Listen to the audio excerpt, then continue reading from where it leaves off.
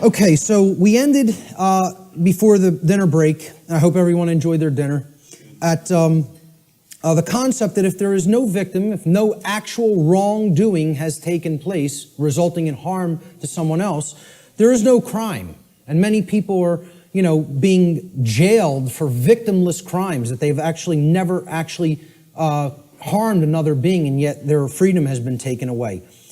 Another aspect about this concept of the difference between right and wrong behavior is we have to understand that there is no such thing as the ability to delegate a wrong to someone else. No one can say to someone, you may harm him, unchallenged or unaccosted, okay? That you're allowed to do that morally, okay? No more than anybody can say a group of people may commit a wrongdoing and they have the moral right to commit it, to commit that wrongdoing. There's no such thing as that, okay? So this is what many people who believe in things like government believe in, that we can delegate to a group of people who are calling themselves a government something that is not a right and agree, all come together and agree upon, they now possess this right.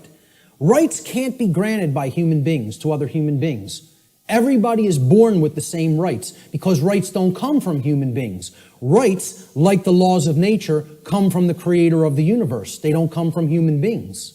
Human beings don't make up what right and wrong are. Right and wrong are inherent to creation and are up to us to discover and recognize what they are and then live in accordance with those principles. So if a specific action is not a right for any individual, that action cannot be, quote, delegated, granted, or licensed to any other individual or group and magically called a right. It does not become a right. If it's wrong, it remains a wrong, no matter how many people believe they can do it or delegate it or otherwise. Similarly, a right can't be turned into a wrong. If it's a right and you're not harming somebody by doing it, somebody can't magically say, well, that's a wrong and you're not allowed to do that. And yet we have things that go right hand in hand with that, and it's called government. An action that is a wrong would forever remain a wrong under natural law.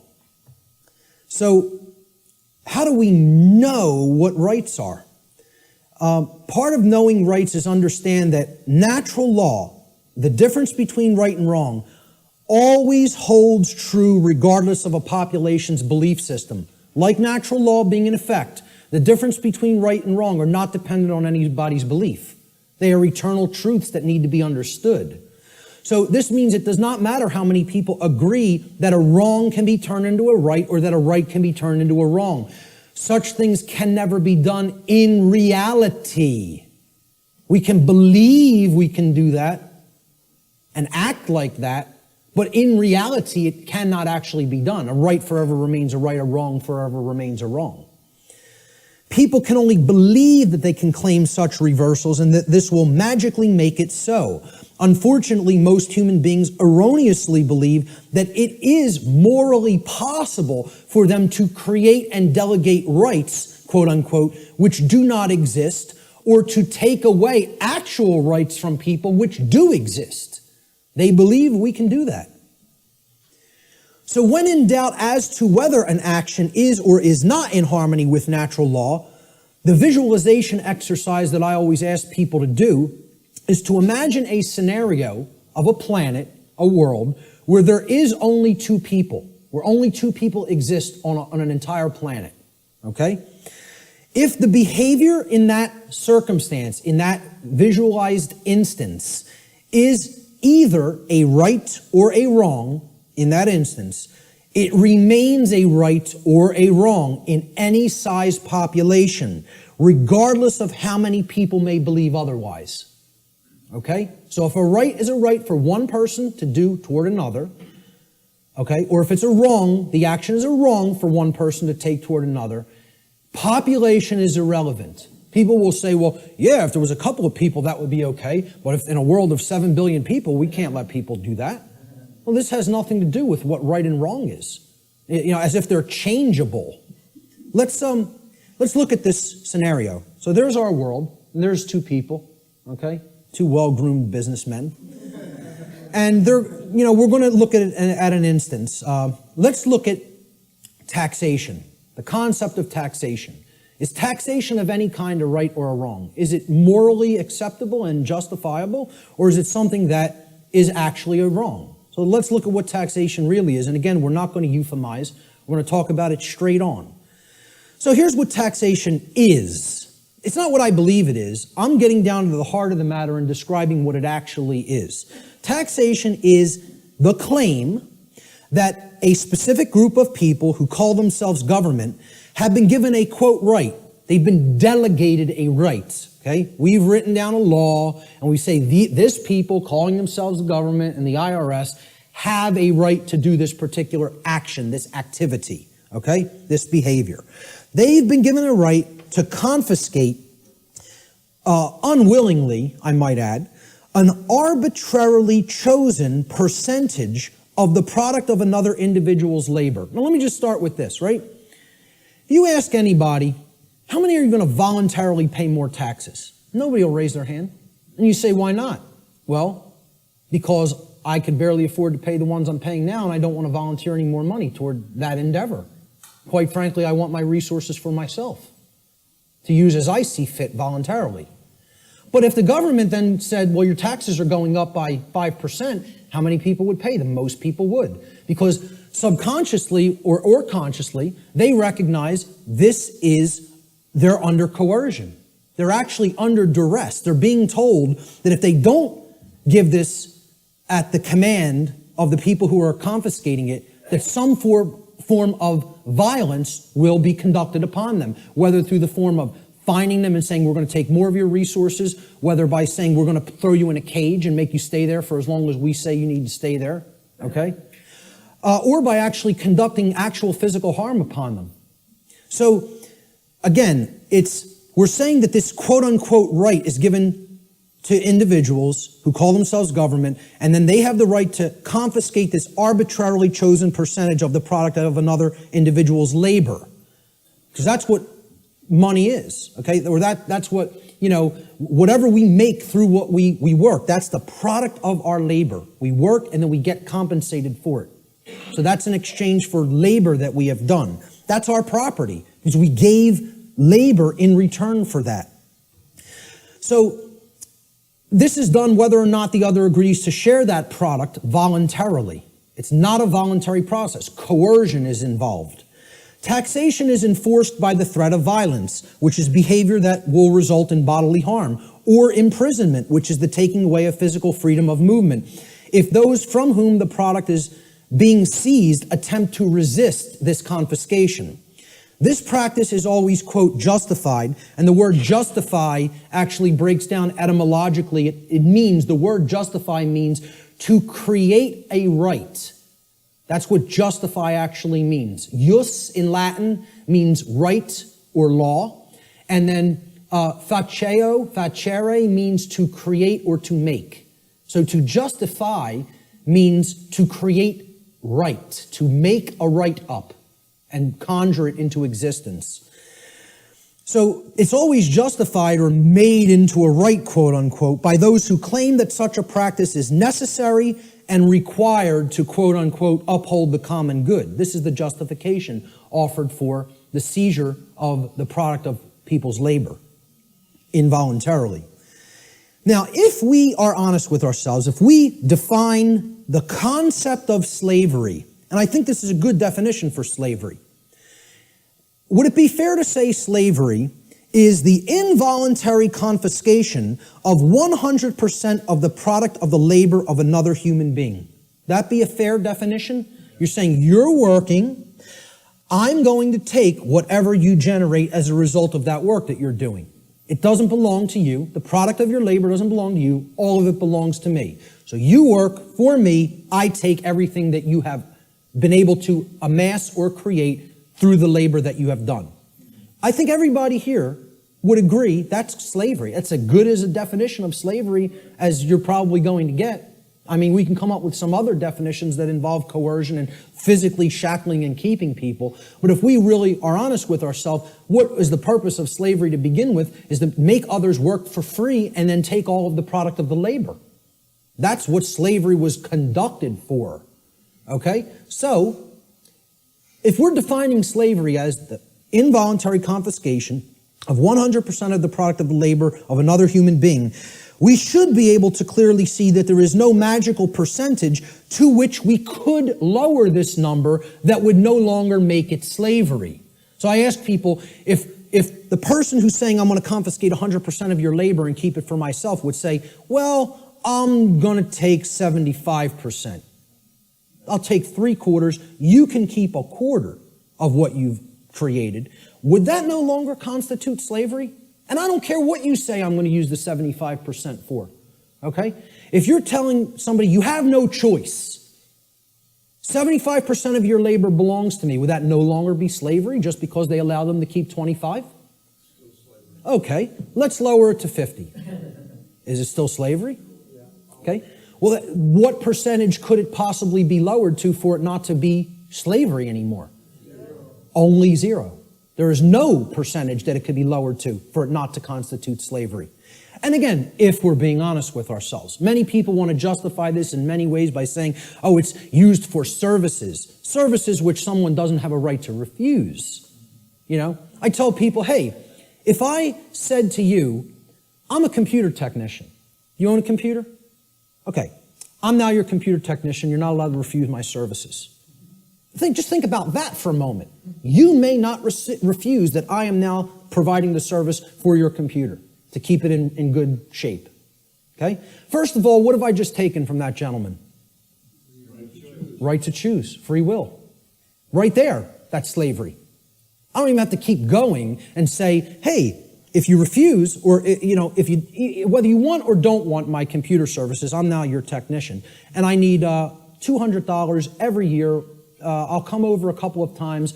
I don't care whether you're happy with my service or not, okay? And if you don't pay me, I'm coming and taking the computer. Now, is that really your property if you're living under that kind of duress? Or am I just a violent criminal who's saying I'm going to steal your stuff if you don't give me what I say? I'm holding you under extortion. That's duress. That's called duress. It means I am threatening violence unto the person unless they conform to my will. And that's what we're all held under. We're held under duress. All forms of taxation are duress. It is a master class telling people you have no right to refuse the arbitrarily set confiscation of your labor that I deem is going to be necessary for what I say it's necessary for. So how could you possibly claim that your home belongs to you if you're paying something called a property tax?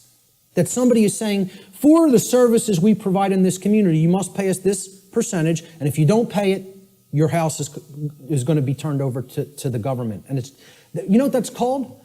There's a term for that, okay? When a society doesn't actually have true private property ownership rights, and a higher class of masters actually owns the land and owns the property and only allows the peasant class to live upon the property for as long as they pay tribute to the master class, who can tell me what system of government that is? That's called feudalism. And that's the United States government and just about every government on the earth. You live in feudalism. There's no such thing as democracy. There's certainly not a constitutional republic, that's for sure. Okay? The de facto state of government, which means indeed, in action, is feudalism.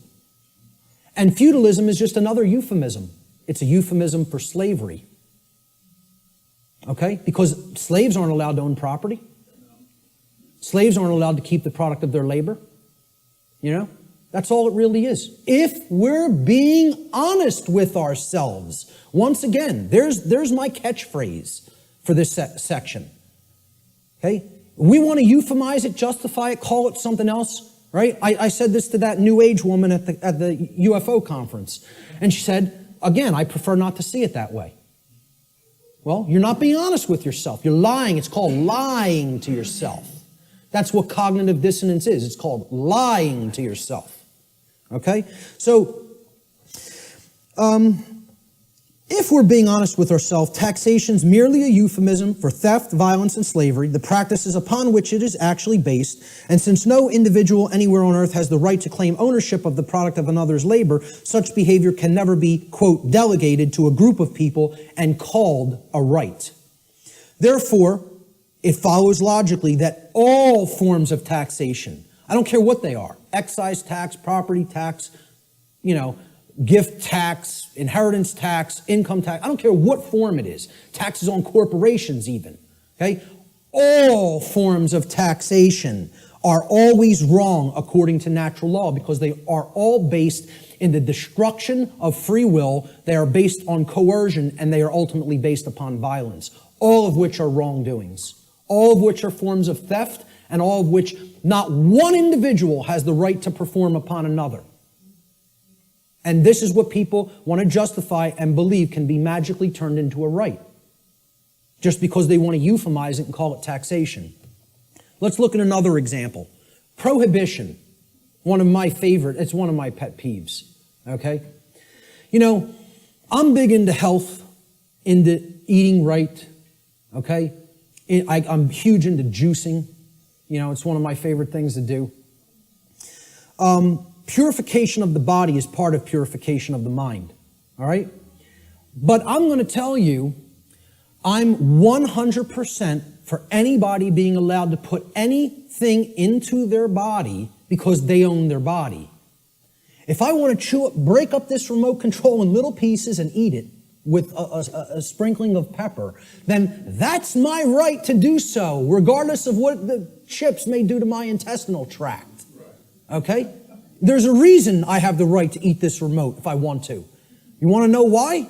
My body is my property. It belongs to me. Now, we did this in the natural law seminar. We asked people, do you own your own body? Almost every single student in the seminar, now, of course, they immediately answered, yes, I own my own body. The students grasped this, okay? The people they were asking the questions to, okay, because the students were doing the tabulation of, accumulating the answers from people that they asked the questions to. And one of the questions I asked them to ask people is, do you own your own body? Almost every student in my first natural law seminar, when they asked people if they own their own body, they came back to the next class and almost every student said, almost everybody they asked that question to paused for a long time and thought about it. Had to sit and think about this question. Could not immediately spit out, absolutely, my body is my property. And because I think people want to overthink things and say, well, am I going to own my body forever? I'm going to die one day. Does that mean I don't own it now? What's the over-intellectualization and mystification of this concept? I tell people, I recognize fully I'm going to die one day and this flesh is going to crumble and pass into the earth, okay? Does that mean I don't own my body right now? I'm using my body right now. That's why I own it, specifically. Specifically because my consciousness inhabits this body and I'm using it as the vehicle for the expression of my consciousness is the very reason I own my body, okay? And people can't spit that out. It's like unfathomable to me. The ridiculousness of some of this, that the human mind could be worked into the situation that it has been, is almost incomprehensible. So let's go forward with prohibition, okay? It's the claim that a group of people who call themselves government have been given the right to prevent others from putting any given substance into their own bodies, and if others refuse to comply with those terms, that they will be fined or imprisoned. And it should be self-evident that if an individual's body is actually their own property, and it is, then that individual always maintains the natural right to decide what will or will not be put into their property, which is their body. Why can you put what you want into your car or your home? Because you own it. It's your property, okay? Technically, it should be. I mean, technically it isn't really, but my whole point is nobody else can tell, no other individual can tell you what you can and can't put into your home, okay? Could I tell you, hey, I don't want you putting that jacket in your car. You're not allowed to put it in there. Well, who am I to tell you you're not allowed to put that in there? It's your property, okay? So why would we accept that not accept that, but we would accept I can't put something in my own body that I deem that I want in it. Okay? Because people can't separate the act of imbibing the substance or putting the substance into the body, okay, from the action that people may subsequently take. And they're two different things. So somebody might go out and want to get smashed tonight and do a bunch of drinking, but if you then go out on the street and start clubbing somebody with the nearest available blunt object, you don't have a right to do that. You had a right to go drinking, okay, any more than you would have a right to go snort some cocaine or bang some heroin into your arm, okay? I don't think those two things are particularly good ideas, but I support your right to do it. But hey, if after you do those things you go and hurt somebody else, you got to be held accountable for the actions you just took. That's what personal responsibility is all about. And these two things need to be delineated from each other. We have to clearly be able to separate the act of the right to put something into my body and me still being personally responsible for what I do with my body. Okay? So, understanding that this is a claim made to tell people that I'm going to make the decision about what you put into your body, we can easily see this claim of this right to command what will or will not be put into the body of another person. What it actually amounts to is a claim of ownership upon the body of another person. If I'm telling you you can't drink orange juice, I'm making a claim, your body belongs to me because I'm going to decide what goes into it or what does not go into it. Okay? So if I say carrots are off limits for your consumption, sir, and they may not be ingested, I've just made a claim that I own your body. Well, what's the claim on the ownership of another person's body called? Slavery. If we're not euphemizing it, and if we're being honest with ourselves. Okay? Prohibition is merely the claim of ownership upon another person's body is called slavery.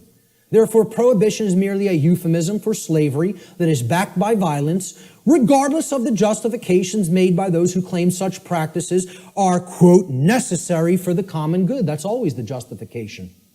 Since no individual anywhere on earth has the right to claim the ownership of another person's body, such behavior can never be delegated to a group and magically termed a right. Therefore, all forms of prohibition are always wrong according to natural law. Doesn't matter what the substance is.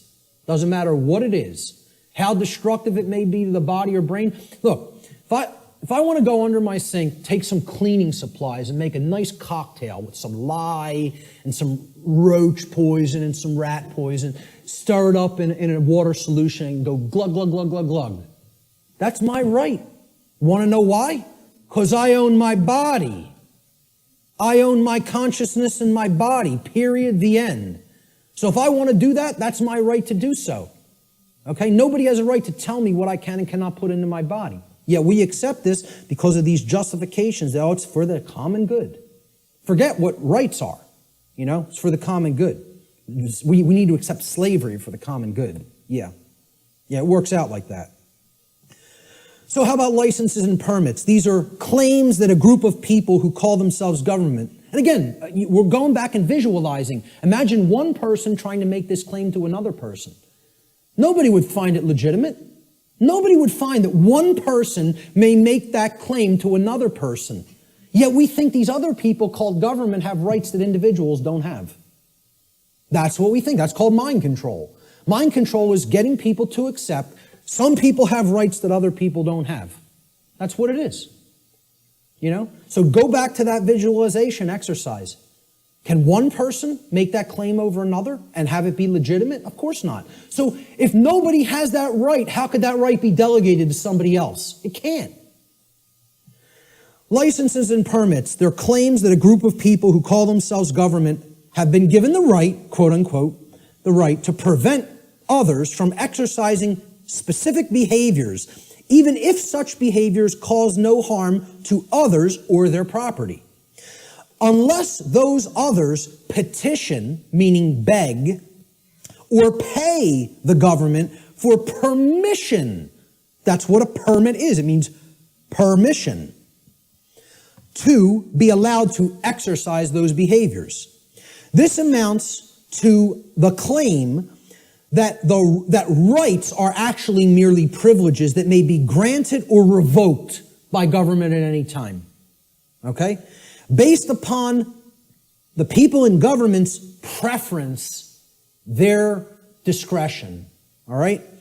Remembering that the definition of a right is any action which does not cause harm to another living being or their property, there is no such thing as the right, quote unquote, to stop another person from exercising a right.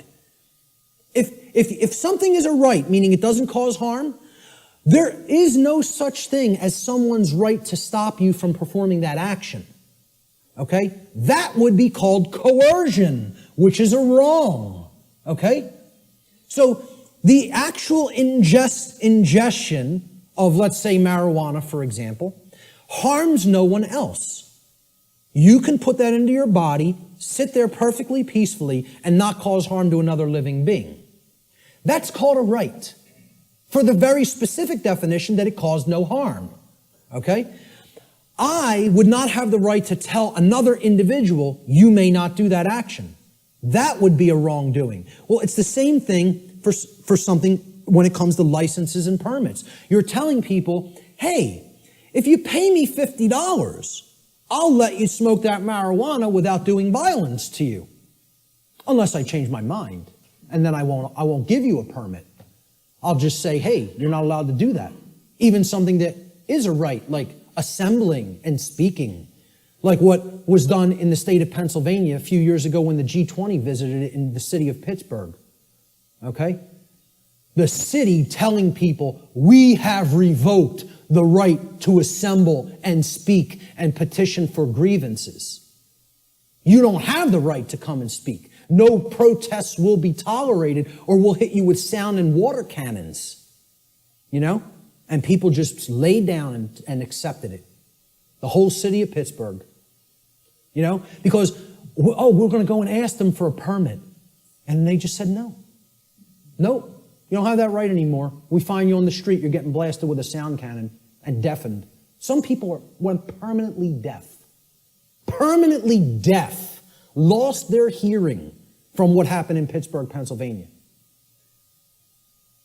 You see the stuff that was happening in, it wasn't Egypt, where they were hitting people with water cannons recently and killing some of them.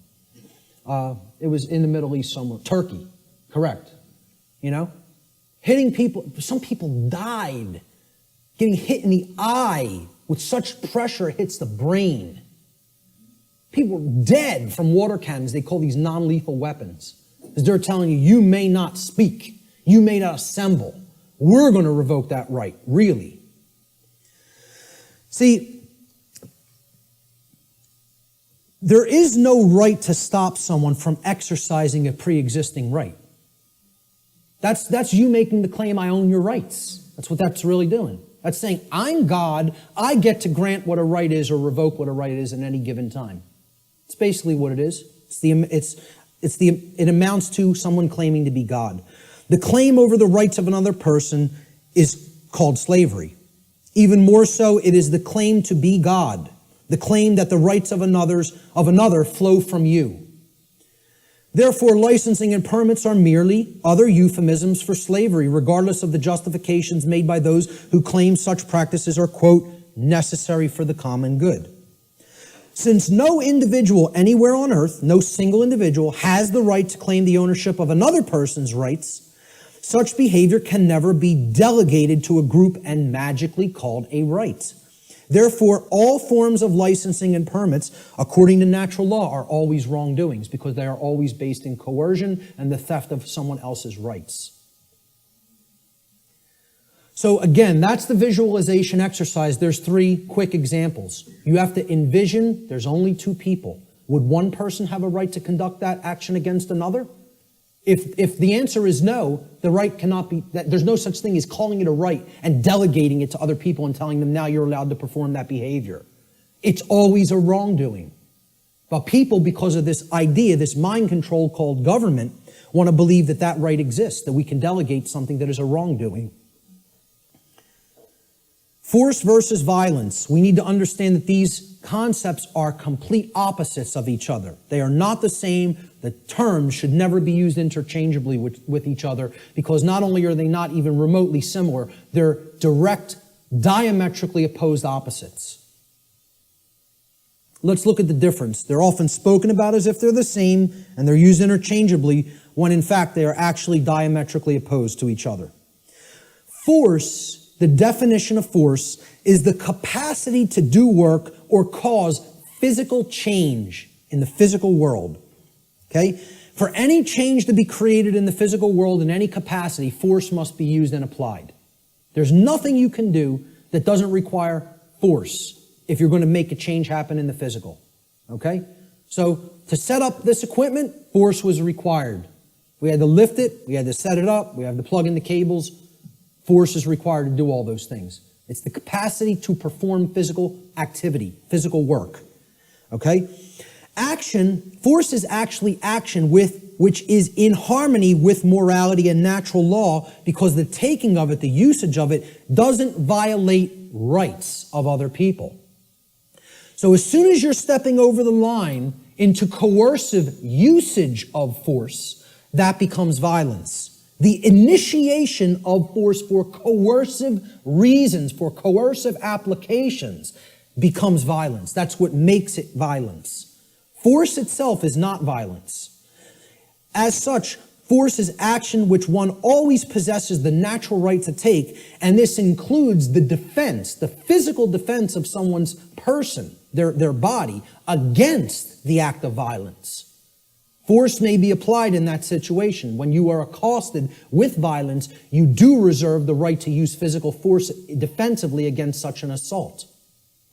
Violence, on the other hand, and this is the key to keep in mind with violence, it is the immoral initiation of physical power to coerce, compel, or restrain unrightfully. No one has the right to ever enact violence, because violence is always starting it. Initiation, that's the key word there. It's the immoral, the unrightful initiation. So, teachers in schools will, if there's a skirmish that happens between a couple of male students one day, they'll say, it doesn't matter who started it. All that matters is who started it. All that matters is who started it. All that matters.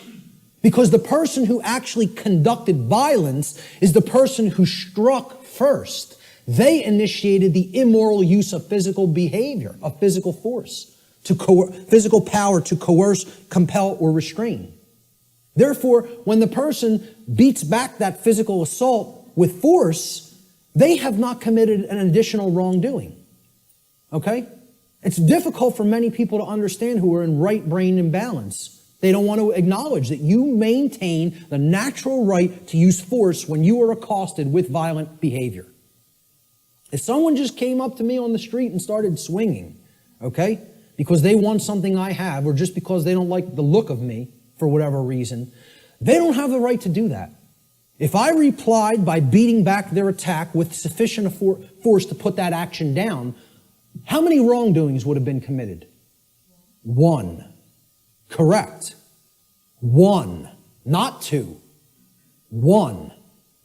Because I maintain the right to defend myself with physical power, with physical force when necessary, when violence, meaning someone else started the immoral behavior. That's what matters, the initiation. Who started it is all that matters. All that matters. And again, it's a very difficult thing for the ego to comprehend. The ego doesn't want to hear that. It's been conditioned so long that responding with force is also violence. We are verbally and mentally equating these two things, and when in fact they are actual complete opposites. Okay, if a kid got hit by somebody else in a school, and then that other kid maybe even said once, stop what you're doing, and then when the other kid wouldn't stop, he punched him and knocked him out. Okay, I would ask other people, who struck first? And if the kid lying on the floor struck first, I'd say you got what you deserved. That's it. Because that person had a right to defend themselves. You had no right to strike him. You initiated the violence. He responded with defensive force. Many people don't want to hear that because they're very conditioned. And I'm not saying you have to do that. You also reserve the right not to do that. But the right does exist. Both things, both rights exist. You would have the right to not respond with physical force, but you would have the right to respond with physical force. See, that's a free will decision that the person has the right to choose between those actions. I don't even look at either one of them as the high road. You know? Personally, I think if somebody keeps beating somebody and keeps conducting violence to them, and the other person keeps accepting it and never rebels against it and never uses any force to put it down, I almost look at that as the low road. I'm not a pacifist. Not a pacifist. Okay? I am 100% about non-violence, meaning don't initiate harm to other people. Don't start it. Don't start none, won't be none. In street lingo. That's how it really is. Okay? But if somebody else starts it, they're asking to be put down with the amount of physical force that is required to put down the act of aggression. Violence is coercive action. See, that's the key. It's always coercion. Saying, you're going to do what I want you to do, or then I'm going to strike. Then I'm going to commit the act of violence. It's coercive. It's action which is always in opposition to morality and natural law for the very reason that it involves the violation of others' rights. That's why it's called violence. It's a violation. The act of violation it resulted in violence. Your rights have been violated. That's why it's called violence. It's the same root word. Violence is action which one never possesses the right to take, ever. There is no such thing as the right to commit violence. Doesn't exist. Because violence is the immoral initiation of physical power to compel, coerce, restrain, which no one has the right to do. No, you don't have the right, no one does have the right to initiate that type of action. Force, on the other hand, there is a time and a place to exert that force in a defensive capacity. All right, so we'll talk about that here. This piece of trash comes up to somebody on the street and says, give me everything that's valuable. I want your shoes. Oh, they're leather? Take them off. Take the wallet out, all the jewelry. Give me your purse. Give me your wallet. Okay? It's called a thug. Nobody would believe he has the authority or the right to do that, and we would have the moral obligation to obey this criminal. You know, if the criminal started calling himself government, we might start believing him. Right? But let's say somebody on the street saw what was being done, took out their own 9mm and blew this guy away. How many acts of violence were committed? One. They would look at it like that. But what I understand. But again, that's somebody saying, I prefer not to see it that way. Well, again, perception and reality do not really align in many cases. They're not the same. That person is incorrectly perceiving what is. They're not seeing the truth. And many people don't want to hear that that's the truth because they're very conditioned and they are very well-behaved slaves. You know, as harsh as that is to say, they don't want to understand that the inherent right to use force against violence exists and is always our right. Always. Now, I'm not telling you go out and immediately do that either because the perception is so screwed up in the body of humanity that the majority of people don't believe that would be a right. And they'll persecute you for doing it. You see, the self-defense principle is continuously being eroded. Human beings possess the natural right to defend themselves from violence with defensive physical force. A person who is accosted by violence possesses the right to stop the person who is conducting the violence from continuing to do harm to them with any amount of force that is necessary to stop the attack or the assault, okay, up to and including deadly force. I would say, if you want to be nice about it, give the person one verbal warning to stop. Say no once. After that, it's on. That's it. And that's really my policy, okay? That would be my policy on the street with an individual. The problem is here, the so-called authorities of the government, like you say, don't want to see it that way, and they're constantly trying to take this right away from somebody. They're constantly trying to say, no, we own the monopoly on the usage of force, and all you may do is wait and be accosted and assaulted until one of us shows up. Well, you know what that's called? It's called a big crock of bullshit, is what that's called. And it shouldn't be accepted by anyone who has any common sense. Shouldn't be accepted by anyone. Unfortunately, again, like I said, people are very, very well conditioned. And they think that this is an example of two wrongs don't make a right. There's no two wrongs committed there. There's one wrong committed, and then there's a right that is being exercised. Big difference between exercising a right that involves the defensive use of force and committing a wrongdoing which involves the initiation of violence. And people got to get clear on this. They have to get clear on it. So the question becomes, does violence magically become a right when it's conducted by government? When they shut down people's free speech rights and assembly rights? Or when they conduct direct theft from people through what's this euphemized form of slavery called taxation? And like I said, I'm not asking you to accept or believe taxation is slavery. I'm telling you, if you don't understand that, you're wrong. I don't care what you think. I'm telling you it is that way in truth and in reality. Taxation's slavery. Shutting down of people's rights is slavery. Telling people what they may or may not put in their body is slavery. It's not my perception. That's what is. Okay? And that's what we're accepting as a people. We're accepting that. These people have no more right to do it than any other individual would. And this concept brings us to the way I try to define and explain to people what real spiritual enlightenment is.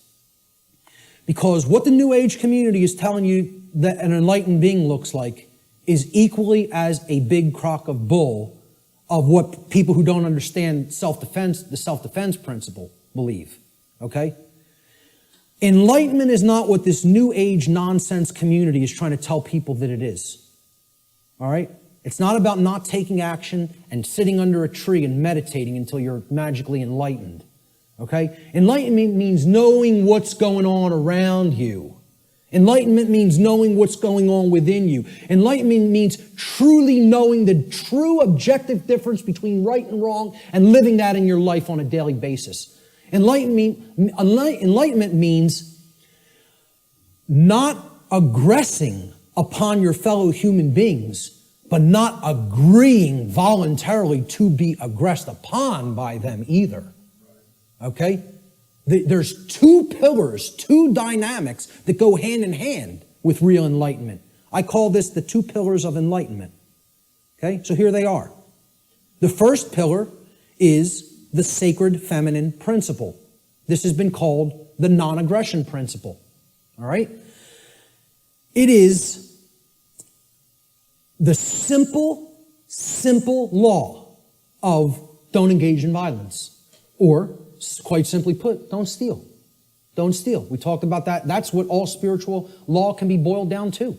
Don't steal from other people. Don't take what isn't yours. Don't take life that isn't yours. Don't take property that isn't yours. Don't take rights that aren't yours. They're the property of others. Respect their ownership. Okay? Most people can grasp this pretty readily. Okay? And even in the New Age movement, they grasp this. In other words, don't immorally initiate non-rightful use of physical power to coerce, constrain, or compel the rightful physical behavior or free will choice of another sentient being. Respect other people's free will, their rights, their property, their life, period. Real simple. It's the golden rule. Don't do things to other people that you don't want done to you. I always state it in the apophatic, in the negative. It's much more powerful that way. But there is a second principle, a second pillar or tenet of enlightenment, if you will. This is the sacred masculine principle. This is what religions of the world, whether they be government, organized religion of different regions of the world and cultures, the New Age movement, all right? This is what they want, they are seeking to suppress, because religions are right brain modalities. They're right brain methods of mind control. Just like government, who thinks it's a monopoly on the physical use of force, that's a left brain imbalanced mindset. All right? The second pillar of enlightenment is the sacred masculine principle, which is also known as the self-defense principle. Your body's your property. You have a right to defend it when it comes under attack by violence.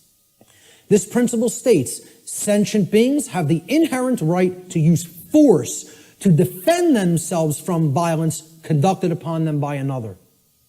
This is the part many people don't get.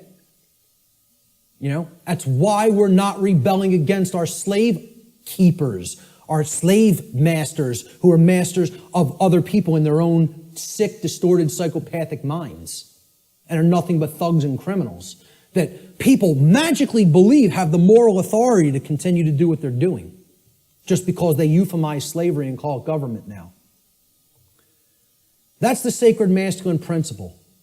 There is no such thing as an enlightened being that doesn't fully grasp both of these principles anywhere. Never has been.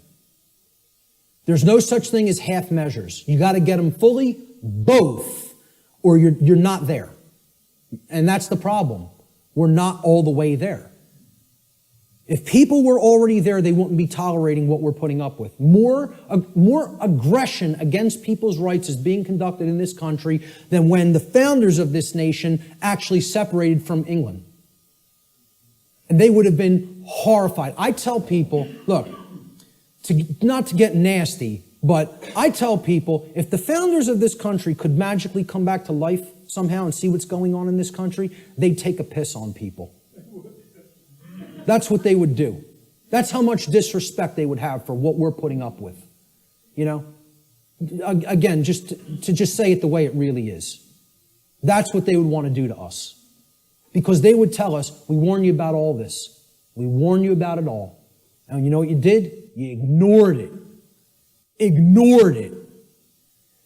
So what did all those people who died in that revolution die for?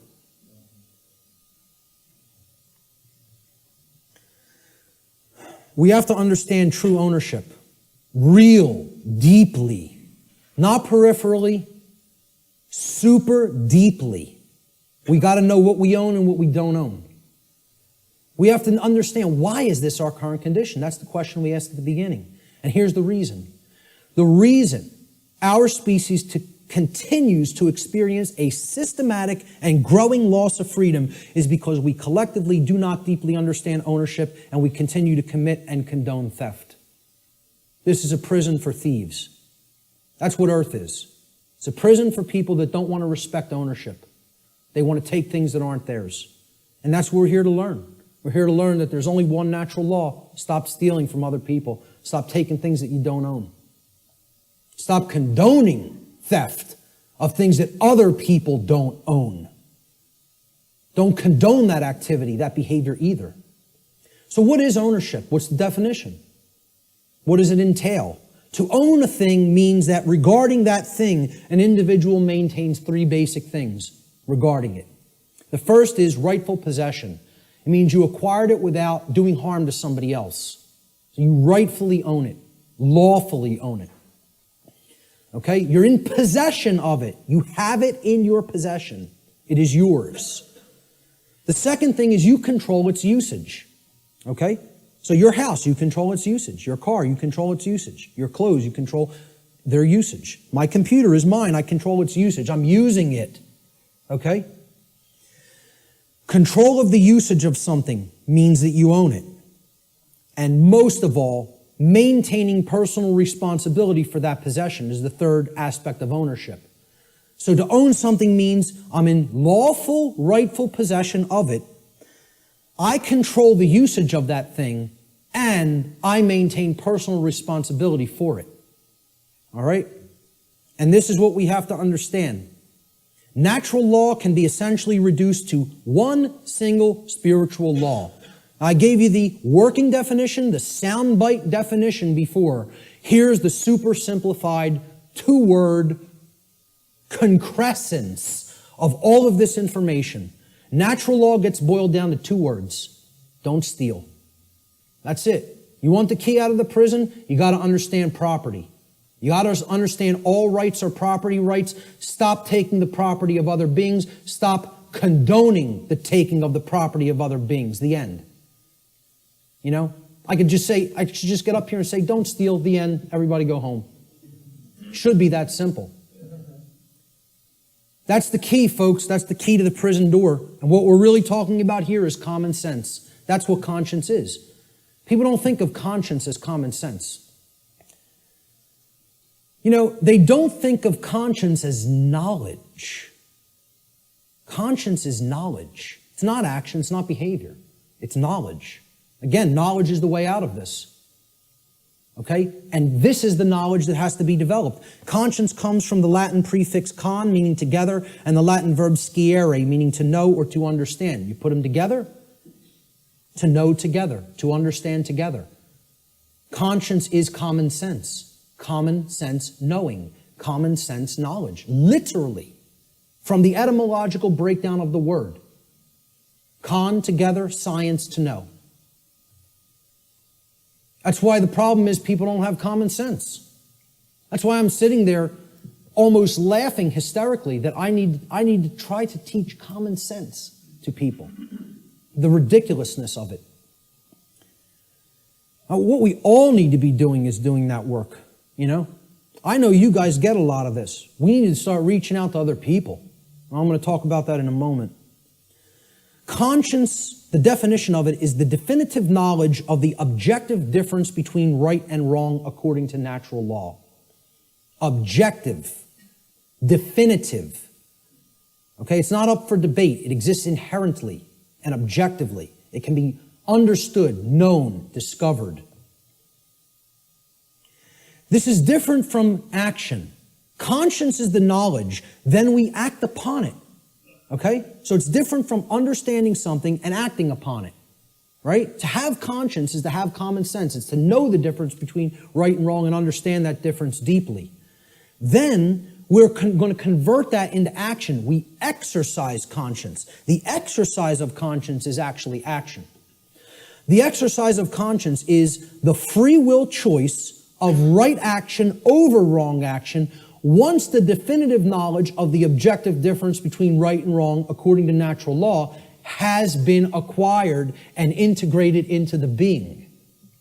We acquire that knowledge first, understand it, then we act in either accordance with it or disharmony with it. If we act in accordance with it, it's called the exercise of conscience. That's action. The law of freedom. This is one of the basic laws within the body of natural law. It's real simple. The law of freedom states that freedom and morality are directly proportional. It's a mathematical equation that works 100% of the time flawlessly. As morality increases, freedom increases. As morality declines, freedom declines. This means the more moral a population is, the freer it becomes. The more immoral a population is, the deeper into bondage and slavery it goes. Another way of saying this is to say that the presence of truth and morality in the lives of the people of any given society is always inversely proportional to the presence of tyranny and slavery in that society. The more truth and morality there is, the less tyranny and slavery there is. The less truth and morality there is, the more tyranny and slavery there is. That's the law of freedom. And many people don't want to understand that. That these two things are inextricably interwoven and connected and can never be separated from each other. The presence of truth and morality in a society and the presence of freedom or its lack in a society. True freedom can never exist in a society that embraces moral relativism, which is the idea that there is no inherent and objective difference between right and wrong. So that humanity may just arbitrarily create or decide right and wrong for themselves. That's the ideology called moral relativism. As I've said before, it is the second tenet of the satanic religion. And it is deeply entrenched in this country and in the world. In our polls that we conducted, the psychological little tabulations that we did asking several people questions, 2/3 of people were moral relativists. 66%. Think about that. 2 out of 3 people believe there's no such thing as an objective difference between right and wrong and feel these are just constructs that exist by human beings and we get to make up what's right and what's wrong. 2/3 of people. That's where we're at. That's where we're really at. Natural law versus man's law or government. Here's the differences. Natural law is based upon it's based upon principles and truth, meaning things that are inherent to creation and are not made by humankind. Natural law can only either be harmonized with due to knowledge and understanding or rejected due to ignorance. So it's not something that is based on compliance because of we fear the punishment that would result of not understanding it. Okay, if you don't understand it and live according to it, the result is inescapable. Because men and women are not actually creating the result. Okay? The universe is bringing that result to us intelligently and dynamically. All right? In other words, once again, this is about consequences. You behave a certain way, there's certain consequences. You change the behavior, you'll change the consequential results. Natural law is universal, which means that it exists and applies anywhere in the universe regardless of physical location. There is no place you can go in the physical universe to escape natural law. Let me know if you find a way out of this universe and into another where natural law no longer applies, and we'll take a look at it together. But until you figure out the way out of this universe and into a place that's not governed by law, you're bound by natural law. Okay? Natural law is eternal. It will exist for as long as the universe exists, and it is immutable.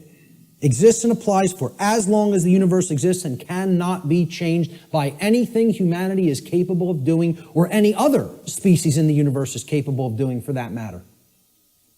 Man's law, on the other hand, let's look at how this contrasts with natural law. It's not based on principles and truth, it's based on dogmatic beliefs that are programs that are running in the human mind. These are constructs of the mind that operate like programs. Man's law is complied with due to the fear of the punishment that will be conducted upon people who attempt to not comply with it. It's most of the only reason people ever comply with the law of man. And that's a very low state of consciousness, fear. That really is only going to get you all the negative things that we say we don't want if we're in that vibration. Man's law differs with location based upon the whim of legislators, like prohibition. Well, I'm allowed to smoke marijuana in one state, and then I could be jailed for it in another. My freedom can be taken if I cross this imaginary line. Okay, I'm a gun owner, okay? If I take certain weapons that I own across an imaginary line, I could be jailed for years. But over this side of the imaginary line, it's okay. And you're just exercising a right. Over here, it's morally wrong. We'll cage you for it. Over here, yeah, you're allowed to do that. You can have that high-capacity magazine. But over here, you're going into a cage for it, just by crossing an imaginary barrier called a state border. And people think that makes sense. They think the moral relativism of man's law makes sense. They actually believe something can be moral in one place and immoral in another place. You know? That's cognitive dissonance. That's holding two contradictory notions in the mind simultaneously and accepting them both when they're clear contradictions with each other. It's called lying to yourself. Let's be honest about what it really is. It's called lying to yourself. Man's law changes with time based upon the whim of legislators, which is also moral relativism. Prohibition in the 1920s. Oh, it was legal to possess and consume alcohol. Then for years it became illegal to do so. Then it switched back to becoming magically moral again. We won't cage you for doing it. Well, it changes over time based on our preferences and likes and dislikes. Yeah, we get to make up what law is, what right and wrong are. It's called moral relativism. All right? And it's one of the tenets of Satanism. So what does this mean for the law of man, actually? You know, that people seem to have so much respect for. You know, we're a nation of laws written by men. You know, we don't give a damn about moral law. We don't really give a damn about what's right and wrong. You know, but we have so much respect for the law of man, which people actually believe is somehow based in morality, when it's nothing of the kind could be further from couldn't get any further from the truth than that. It's based in moral relativism, which is about the whims of the legislator at any given time or place. You know, you listen to certain forms of music in certain countries in the Middle East, you could be jailed for years just by putting a certain song on. Imagine this. Now, and we would think that's unacceptable and deplorable. Yeah, we think you have this 30-round magazine here. This state only allows 10 cartridges to go into a magazine. I bring the physical object, even if it's not loaded with any ammunition, into another state. I can be put in a cage. Physical piece of plastic. You know, it's just total nonsense. Either something's a right and you're allowed to own it and you need to be responsible for it, or it's not a right because you're harming somebody. You know, it doesn't get any simpler than that. So what's this all mean for man's law? In light of natural law, what does it mean? To understand natural law, what does that mean for the laws of man here on earth? Well, what it actually means, it's simple if-then logic to apply. If a particular man-made law is in harmony with natural law, then it follows logically that it is redundant. It is stating the obvious. It is stating what is already known. It's like saying, I'm going to write down, yes, during the day the sky refracts a blue frequency. The sky is blue. I'm going to write that down and make it so. Well, it's redundant. It's self-evident. You can go out into the sky and look at the natural color of the sky on a clear day and see what the frequency is with your own eyes. No, you don't need to have it written down. Okay? It's a redundancy. So if it's in harmony already with natural law, it's stating a truth that is already there. It's an inherent truth. It's pre-existing. It's self-evident. Therefore, the writing down of that concept and calling it a law is irrelevant and unnecessary. Now let's look at the opposite. What if something that man writes down as a law is in direct opposition to natural law? So if a particular man-made law is in opposition to natural law, it follows logically that it is both false, meaning that it is incorrect. Okay, that's what natural law is. It's based in truth, that which is. And it's also immoral. Because if it's not based in natural law, it means that it is doing something that is actually harming somebody by taking something from them that doesn't belong to you.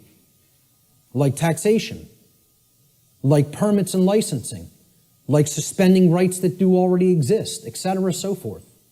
All right? So, therefore, it's wrong, and it cannot be legitimately binding upon anyone. You can't write down a wrong and say, this is morally binding upon you, even though it creates harm, it causes harm, yet you must follow it. You know, and people believe this. We asked in the natural law seminar, how many people believe that if a law is passed and it restricts a right that you feel you have naturally because that action that it's saying you may not do causes no one else any harm? Do you have any moral obligation to obey that law until you could find a way to get it changed? And over 2/3 of people said, yes, you have a moral obligation to obey that law. Because these people have the moral right to issue commands and write down laws that constrain you, even if that behavior actually doesn't harm anybody and therefore is a natural right. You would still have to try to find a way to get that law changed. Nonsense. Nonsense. No one can be legitimately bound to a dictate of man that prevents somebody from exercising a natural right. It's called mind control, is what it's called. So in light of the differences between man's law and natural law, in light of natural law, man's law is both irrelevant and unnecessary, as it is either redundant because it is in harmony with natural law, or it is completely immoral because it is in direct opposition to natural law. This is a system of slavery that is not needed. There is equality under natural law, perfect equality. Everyone has the exact same rights. No one has any more or less rights than anyone else. Also, since rights are not created by humanity, and since they are the birthright of humanity, gifted to us by the creator of the universe, no human being or group of human beings is actually capable, in reality, of granting rights to anyone else, nor is any human being capable of revoking rights from anyone else. Everybody has the same rights. No one can make up a new right. No one can grant a right to somebody that is actually a wrong. Does not exist, never has existed, never will exist. This is an illusory belief system. All right? I'm not telling you people don't believe that can be done. I'm telling you in reality, in truth, it can never be done. Chris Leispooner phrased it pretty well. He said, government is nothing but men acting in concert. The morality and value of government, like any other association of men, will be no greater and no less than the morality and value of the men comprising it. Since government is nothing but men, its inherent, quote, authority to act is in no way greater or different than the, quote, authority to act of any individuals in isolation, like that example of two people on the planet. Government has no magic powers or, quote, authority that is not possessed by private individuals. Let he who asserts that government may do that which the individual may not do assume the onus of proof. That means the burden of proof, and demonstrate his contention. And you know what? There's nobody on this planet that can do that. Because when it comes down to it, if you're telling somebody else they may either commit a wrong against somebody else or prevent someone else from exercising a right, that's a lie. And that does not exist. Not in reality. It exists in a diseased mind is where it exists. Only in a sick mind is where that belief exists. You have to be imbalanced in the mind, in the psyche, to believe that that's true. It's a mental illness. I mean, that's what it really is. The word government, you break it down. People say this word every day almost, and yet they've never looked at the etymological roots of the word. It comes from the Latin verb gubernare. Once again, no V in classical Latin. No V, okay? So again, V's were rendered as either B's or P's in classical Latin language. So you could write this in what would be more modern Latin as guvernare with a V. But in classical Latin or ancient Latin, there is no V, so it would have been rendered with a B, gubernare. Now, what's the election of a governor called? It's called a gubernatorial election. Gubernatorial. Gubernare is in there, okay? Gubernare means to control. The verb gubernare in Latin means to control. The Latin noun mens, which is where the second part of the word ment is derived from, means mind. Okay? So you put these together, and the word government actually literally, from its etymological roots, means to control the mind, or in other words, mind control. Now, I'm going to put something else up here for a moment. The etymological origin of the English suffix ment, M-E-N-T, is often debated in this etymological breakdown, all right? And I've gotten stuff about this constantly, and I've told people I'm not interested in hearing about it anymore. I know where this comes from. I know why the creators of the English language made it so, made it like this, okay?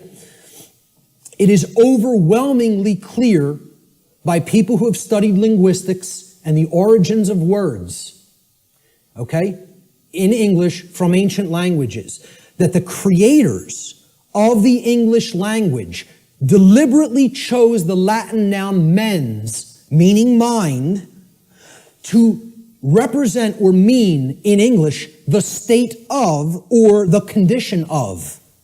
And this was done in direct keeping with the first principle of natural law, as we've already discussed, the principle of mentalism, which demonstrates that in order for any particular thing, event, or circumstance, any state or condition to exist in manifested reality, it, as it currently does, which is known as the plane of effects, it must have first existed in the plane of causality or the mental realm, the mind.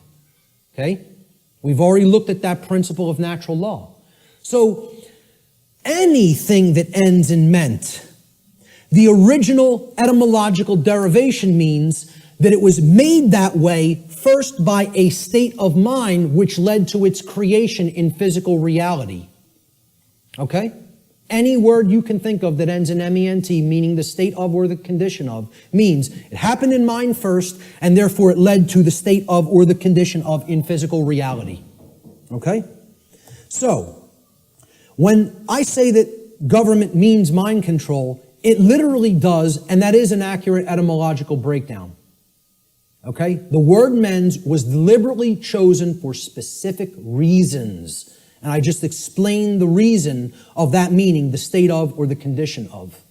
And many people want to hotly contest that. I'm telling you outright, they're wrong.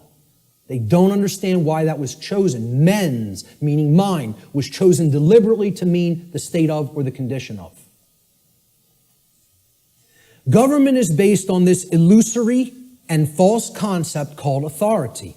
People think certain people are authorities, that they actually have rights that other people don't have. The right to command, compel, coerce, and tell people, this is right, this is what you're going to do, and if you disagree, I have the power to actually compel, coerce, or constrain you against your will.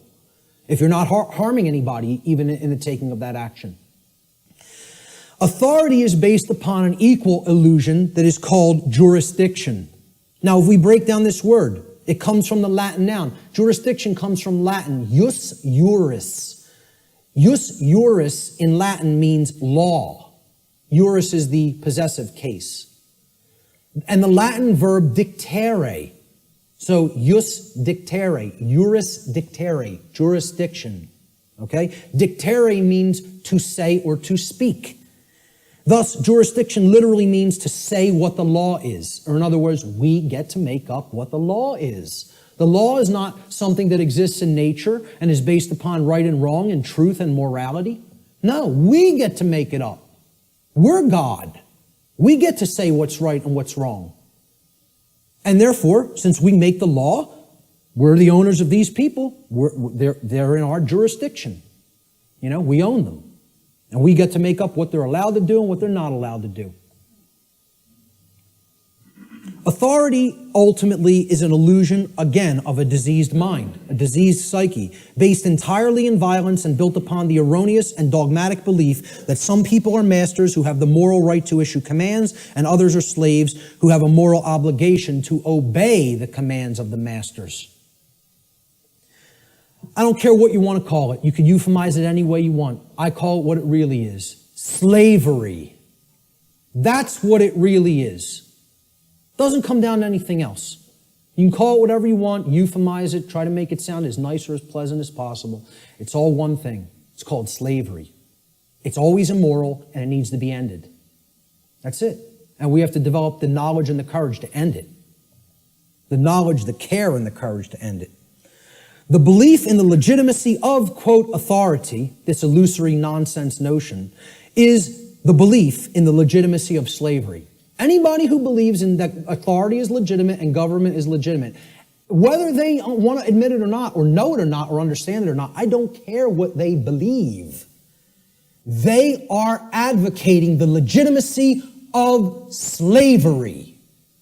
That's not my belief. I don't care who calls that my belief. I'm just looking right into the camera and saying this. Because I know the people in this room know that that's not my belief.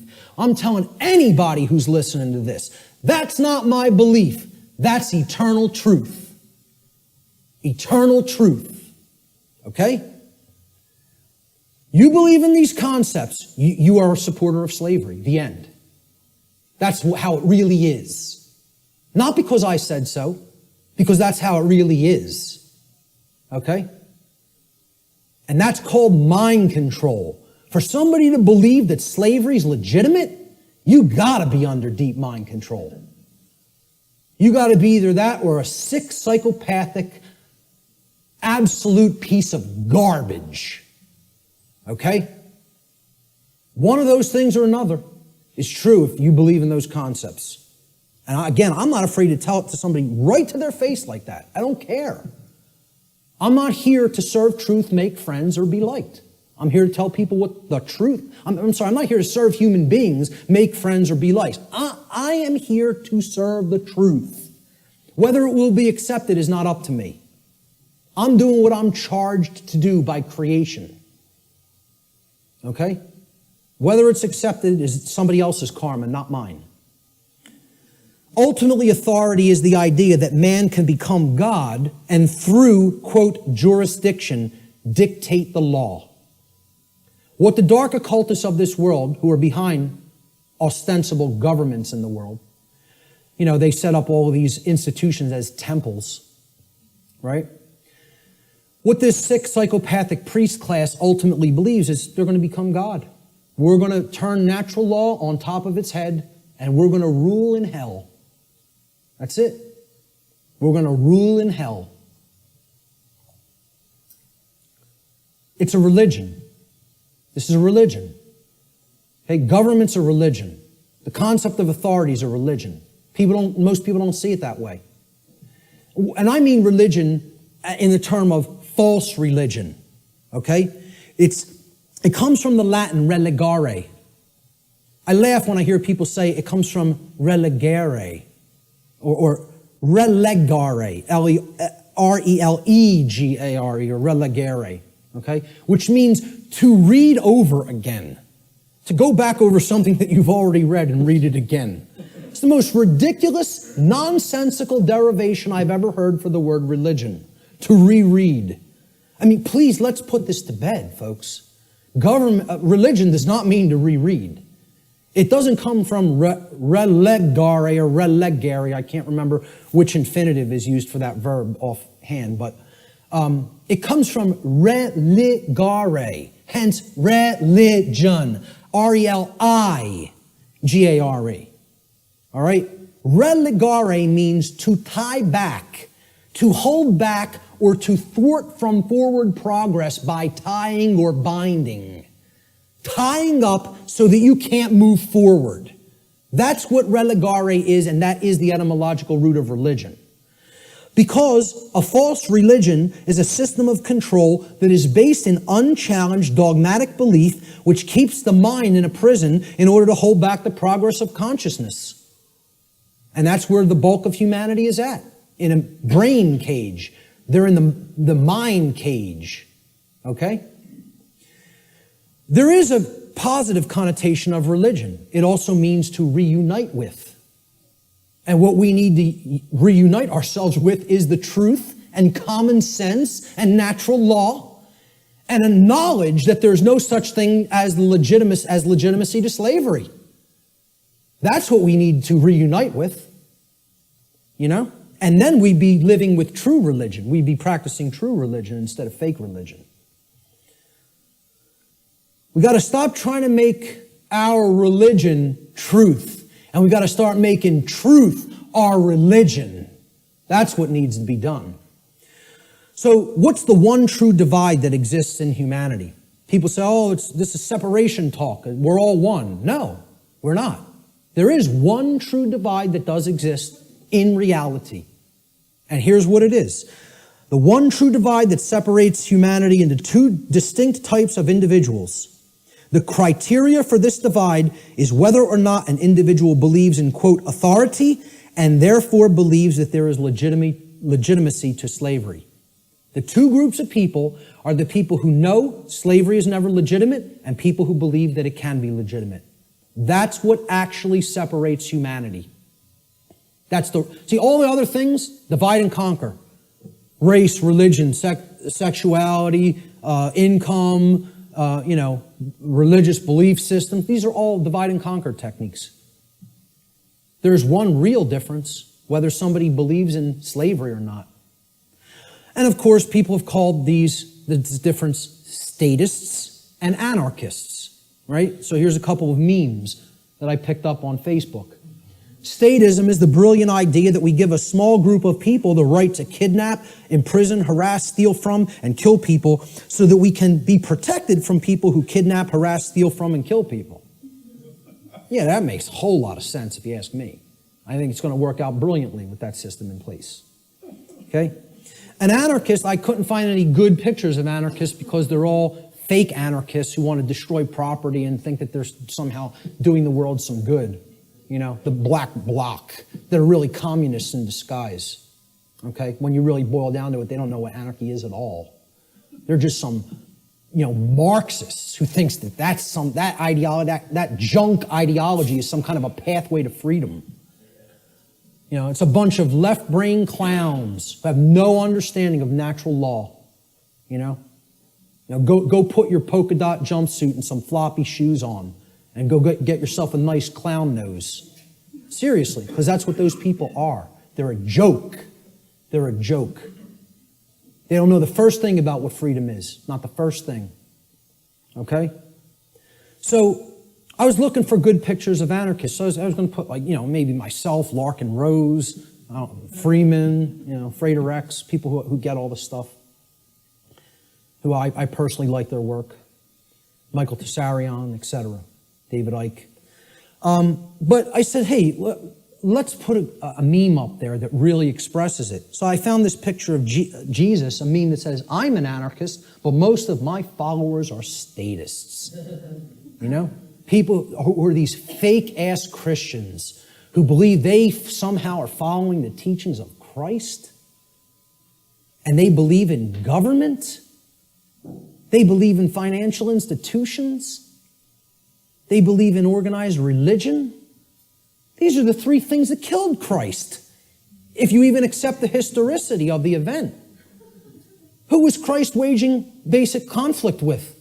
The Pharisees and Sadducees, the organized religious order and controlling religious orders of his day. Okay? What really got him into deep trouble, he was pissing them off, but they were already on the wane. The old world order was on the way out, and the new world order was already on the way in at that time. He got himself in real trouble when he went against the financial institutions, the money changers at the temple, taking people for a ride for temple coins. Right? And he flogged their ass. He took out the switch on them. Right?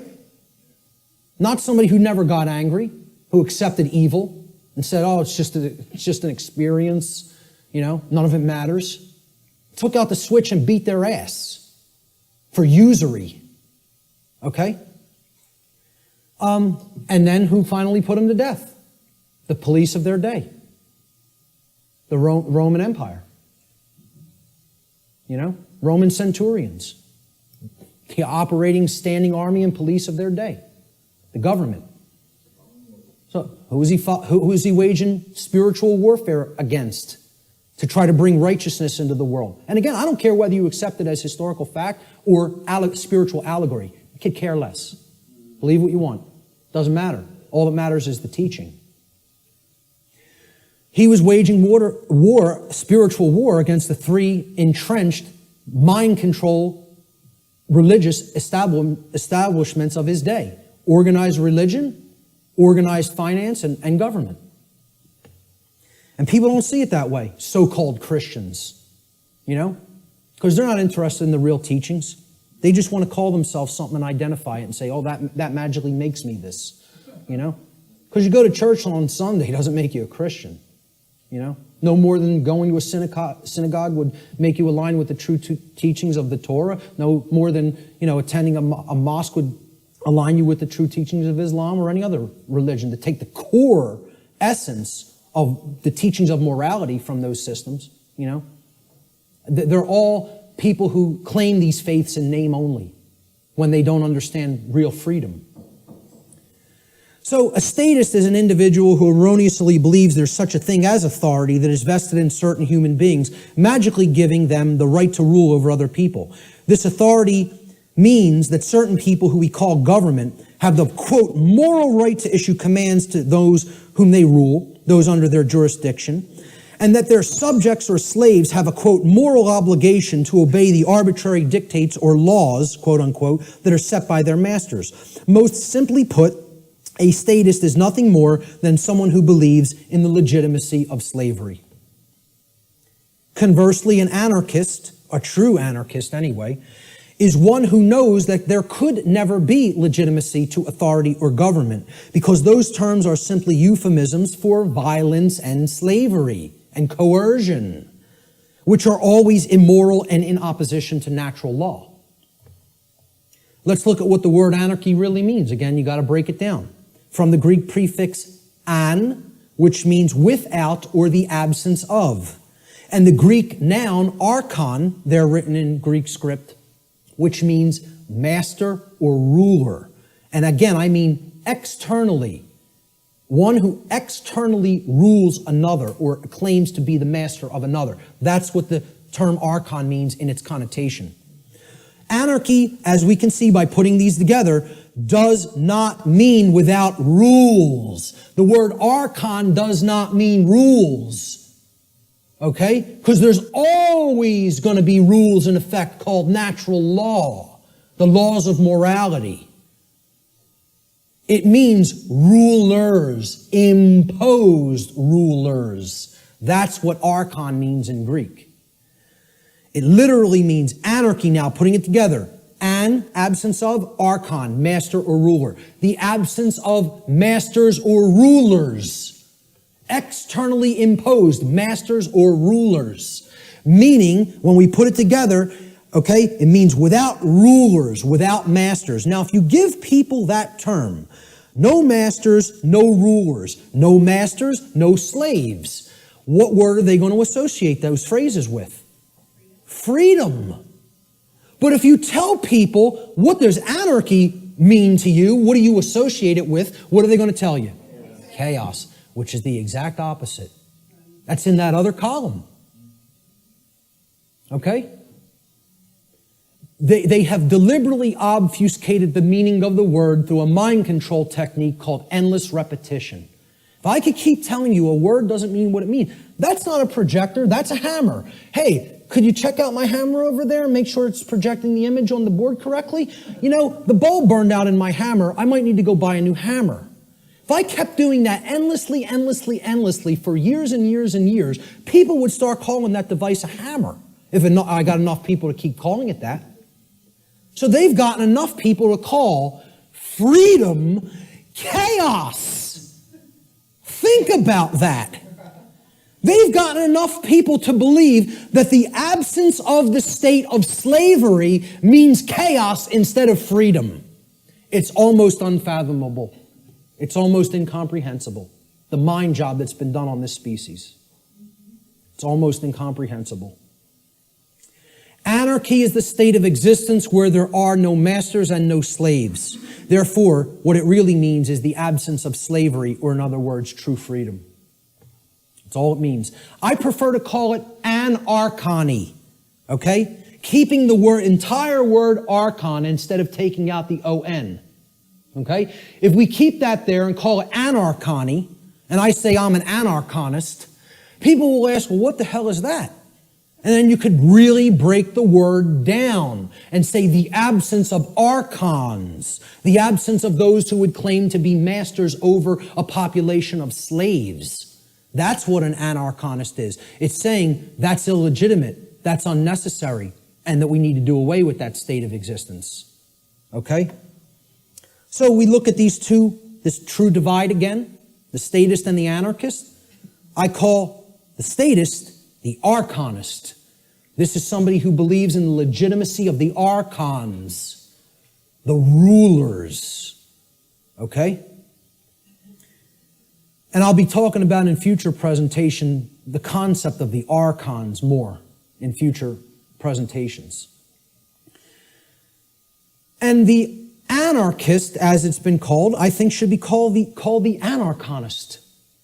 Because that's somebody who knows that there's no legitimacy to the mastery over other people, or the rulership externally over others, keeping them as slaves or subjects. There's no legitimacy to that. And that's the one true divide that separates all consciousness here on the earth. The real divide and the real enlightenment comes. Do you understand there's no legitimacy to slavery, or do you continue to believe that there's legitimacy to slavery? That's the divide in consciousness that has to be bridged. The fear of chaos. This is what keeps this system going. Chaos can't be viewed as something to fear. It's got to be viewed as a teacher, a harsh teacher, but a teacher nonetheless. See, chaos teaches us through the apophatic process what not to do. Okay? That's a bad idea. Okay? You probably shouldn't do that if your desire is not to burn your hand to the point where it's blistering and flesh is starting to peel off of it. If you don't care about whether that happens, by all means, keep it right on that stove. Okay? Right on that electric stove. But see, if you say, I don't want to be burned, There are requirements for obtaining that condition. It means you can't keep your hand on something that is extraordinarily hot, or natural law will take over and burn your flesh. Doesn't require your belief. That's how it works. Well, this is humanity. Humanity is the little child that is a little slow, and they want not to be burned, yet simultaneously they insist, no, I want to put my hand on the burner while the range is on and not be burned simultaneously. Well, good luck with that, folks, because it doesn't work that way. You don't want to be burned, the hand can't be kept there while the stove is on. The end. You don't want negative, self-inflicted suffering and chaos in your life, you got to align your behavior to natural law, which means you got to know the difference objectively between right and wrong, and willfully, through your free will, deliberately choose the right action over the wrong action. Then you won't be burned. But as long as you have your hand on that stove, which means you're in opposition to natural law, enjoy the burn. Enjoy it. Right? Get used to it till the flesh melts off the bone and then the bones turn into dust. Because that's what you're going to get. That's how it works. And again, nobody wants to hear that. They don't want to hear that the natural laws don't care about you. They work flawlessly all the time and bring you the result that you're creating. The control and slavery system is actually about the limitation of free will through the destruction of possibility. See, all they've done, right? The old world order used to be religion and priest kings, right? We're in between you and God. We're the intercessors, the intermediaries. We make the law, you're our subjects, you're our slaves, you obey, or it's our wrath. All they've done is take the concept of a singular ruler, which was the old world order, and they've converted it into the concept of now there's a ruling class called government that gets to make up what we tell you you may or may not do, okay? And they're up here at the top of the pyramid now. That's all. They turned it from a monarchy to somewhat of an oligarchy. But it's the same concept. We're the moral masters that you have a moral obligation to obey, and you're the slave class, that has an obligation to obey our commands. That's it. Nothing changed. All they did is say, well, no, people don't no longer believe in the priest king, so we need to create an institution where this quote-unquote authority is seemingly diffused through many people. It's always been nonsense. It's always been mind control. It's not going to be anything else other than that until it goes away. True freedom includes infinite possibility because infinite possibility, by definition, includes the possibility for chaos. For real freedom to exist, we have to accept, hey, things might not go right all the time. We live in a physical domain, a physical world. Hey, there could be dangers. Nothing could ever be sanitized or made completely safe as far as physical world activities are concerned. There's always going to be the possibility something could happen, go wrong, somebody could get hurt, chaos could happen. Okay? If you live in that state of fear that that's going to happen, what is that? Is that high consciousness or low consciousness? It's low consciousness. Low consciousness can only create what? Chaos. The fear of chaos itself can only get you more chaos because it's based in fear. As we see, just keep referring to that expression chart, Go online. I have slides of it online. It's in videos I've done. Print it. Read it. Look at it. Print it and stick it up in your home. Understand how that chart works. Those expressions that I went over, those 10 expressions. The possibility, of chaos from manifesting, the possibility that it may manifest has to be embraced without fear if we're going to be truly free. It must be embraced. You have to say, I am going to allow for the possibility that chaos may occur. Because that's getting out of the consciousness of fear, which that's what will lead to freedom. Removing that fear. The fear of the possibility of chaos is actually equated to the fear of true freedom. When somebody says, I can't ever believe that a system with no masters could work out, I can't even envision how it could work out. What's that called? What's been deadened in that person? What have they lost? Imagination. There it is. That is actually the equivalent of the death of the imagination. Now, what is the imagination? The imagination is the powerful ability of the human mind to envision a different state or condition than the one which is already manifested in the present. So, imagination must first be present in the mind in order to create a different state of existence than the one currently being experienced. And this is because, according to the principle of mentalism, for any different state to manifest in the physical world, the plane of effects, it must first exist within the mind or the plane of causality. If the imagination is stifled or destroyed, and the destruction of the imagination is what I refer to as total mind control. You can't go into any more total mind controlled state as the imagination being dead. All right? If that happens, any positive change to our state of existence becomes completely impossible. And this is where many people are already at. The fear of the possibility of chaos is more than even the fear of true freedom. It is the death of the imagination. It is putting the mind permanently in the cage. Okay? So you can't let that force within us called the imagination die, because that's the only way to envision a way out of the prison. You have to envision it first, then you have to put those thoughts and emotions that you used for that envisioning process into actual action so that it becomes manifested in the physical world. Through their fear of the possibility of chaos, which is actually the fear of true freedom, most people advocate the legitimacy and continuance of authority in government and are therefore actually advocating the legitimacy and continuance of violence and slavery. Those who believe that authority is necessary and that it must continue because of this fear of chaos have actually been duped into believing that human slavery is necessary. And get this, folks, human slavery must therefore continue in order to prevent chaos. Now imagine that. Imagine that. That's what statism is, though. That's what the religion called the belief in government or statism is.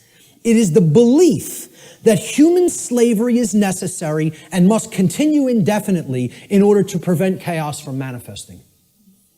Now, tell me how that could possibly work. Can violence and slavery, which is actually what government is a euphemism for, statism and government are just euphemisms for violence and slavery. Okay? Can violence and slavery ever possibly prevent chaos? Why? What? Why can't it? Because they are chaos. Violence and slavery are chaos. We are already in the state of chaos. Being held under the threat of violence and duress, which is slavery, is the state of chaos. So forget about fearing chaos coming on. You're in it now. Surprise, surprise. Hate to break the news to you all. Okay? We're already in the state of chaos. We need to create real order by getting rid of violence and slavery. Order followers. These are the people who keep this system of slavery in place. Okay? They're the people who keep this system of slavery in place. Let me just say this again. Order followers are the people who keep the existence of slavery in place. Not the ruling class, not the masters, not the so-called elite, which aren't the elite of anything but the bottom of a trash can. Okay? The people who keep slavery in place are the people who willfully follow their orders. Nobody wants to hear that. And people will hate you for saying it. Following orders means, by definition, doing what you are told to do without judging for yourself whether or not that action that you are being ordered to carry out is actually right or wrong. That's the definition of following orders. I mean, can anybody refute that? Is that not the actual definition of following someone else's order? By definition, if you're following the order, you're given the order and then you just act. You just do it because you're following the order. You don't sit there and go, is what that person told me to do right? Do I have a right to do that? Is that moral? Should I do that because, it's okay and it doesn't hurt somebody else? Or should I not do that because it actually does cause harm? It's not what an order follower does in their mind. An order follower says, yes, sir, and follows the order. That's why it's called an order follower. That's why it's called following an order. So that's the definition of what an order follower is. It's not my perception of what an order follower is. It's the actual definition of order following. Okay? If an individual, this is key to understand, if an individual is performing the task of following orders, by definition, that individual cannot be exercising conscience. Since, by definition, exercising conscience means that one is willfully choosing through their free will for themselves right action over wrong action. So the concept of following orders is completely polar opposite to the concept of exercising conscience. You cannot be doing the same things simultaneously. It's impossible to do those two things simultaneously. They are contradictions in terms by definition. Okay? Most people don't grasp that. Okay? By definition, if you're following orders, you cannot be actually exercising conscience, which involves free will choice based on the knowledge of right and wrong. Here's what order following gets us as far as a nation is concerned. Not that we're not already there, not that these people already didn't take us, because we're taken by them already, covertly. They took us through the school systems. They couldn't beat us militarily. So they said, well, let's send our ideologues over there and get into the minds of their children. And if you don't believe that's what happened, you're very, very, very naive. Not only the Nazis, but the communists as well. Because really, it's all just forms of socialism. That's what feudalism is. Worldwide socialism is, there's no such thing as private property. State owns everything. Rights don't exist. Property rights don't exist. Everybody's a feudal serf again. It's called neo-feudalism. I don't care which branch you come at it from. You want to come at it from the left, that's called communism. You want to come at it from the right, that's called National Socialism. Communism is international socialism. They're both the same force. It's called feudalism. Let's just call it what it is. It's called feudalism, which is in itself just another euphemism for slavery. They want neo-feudalism, which is the new world order of slavery. Okay? And it's already here. It's not something that's coming. It's here now. The object is to get out of it. This is the result of following orders. That's what following orders gets to society. Following orders should never be seen as a virtue. Following orders is evil. I don't care whether you're, I don't care if somebody who is considered a holy man gives me an order and I follow it, I've just committed an act of evil, as far as I'm concerned. If I'm acting based on solely what somebody else has told me to do, that's evil. There's no morality in it at all. At all. At all. It's not a virtue. It's evil. Okay? Let me just make that so abundantly clear and state it so unequivocally. There's no such thing as any possible moral following of orders. The two terms are contradictory. All right? I was just following orders is never a valid excuse or justification for immoral criminal behavior, and this lame attempt to abdicate personal responsibility should never be accepted as a valid excuse for such behavior. And why it's done is through justification. And again, that means to create a right, from jus, meaning right or law, and the Latin verb facere, which means to make or to create. And this is what they say. I was just following orders. I was just doing my job. I was shutting down your protest. You don't have a right to speak. The politicians commanded me so. So I just came out and I was just doing my job, hitting you with a sound cannon. You know, just doing my job, just following my orders. It's a justification. You're a criminal. There's nothing moral in that. There's nothing virtuous in that. It's called criminal behavior, criminal activity. And what they do is try to create it into a right, make it into a right by a justification. And nobody should ever accept their justifications. Because you know what their justifications is? You know what they are? It's called a 100% crock of bull that is a complete lie. It's a lie. They're just straight up looking you in the face and saying, I'm not responsible for that. I just did it, but I'm not the one who's responsible for it because I was acting on orders. Well, see, this defense didn't work as the Nuremberg defense, and nobody in America should be accepting it. Nobody in America should be accepting it because they believe in the legitimacy of authority and government through mind control. That's what they believe it. They believe there's legitimacy to it. Most people actually believe that there's legitimacy to this criminal behavior because a class of people calling themselves government have magically been imbued and gifted with such rights, quote unquote. They believe they have rights other people don't. They themselves believe it, but worse is that the people who are actually affected by that criminal behavior, they believe they have the authority to do it. Gandhi said, you assist an evil system most effectively by obeying its orders and decrees. An evil system never deserves such allegiance. Allegiance to it means partaking of the evil. A good person will resist an evil system with his or her whole soul, which means saying no. Moral culpability. What does this mean? The determination of who is ultimately at fault or deserving of blame. Again, this is a legitimate and real concept.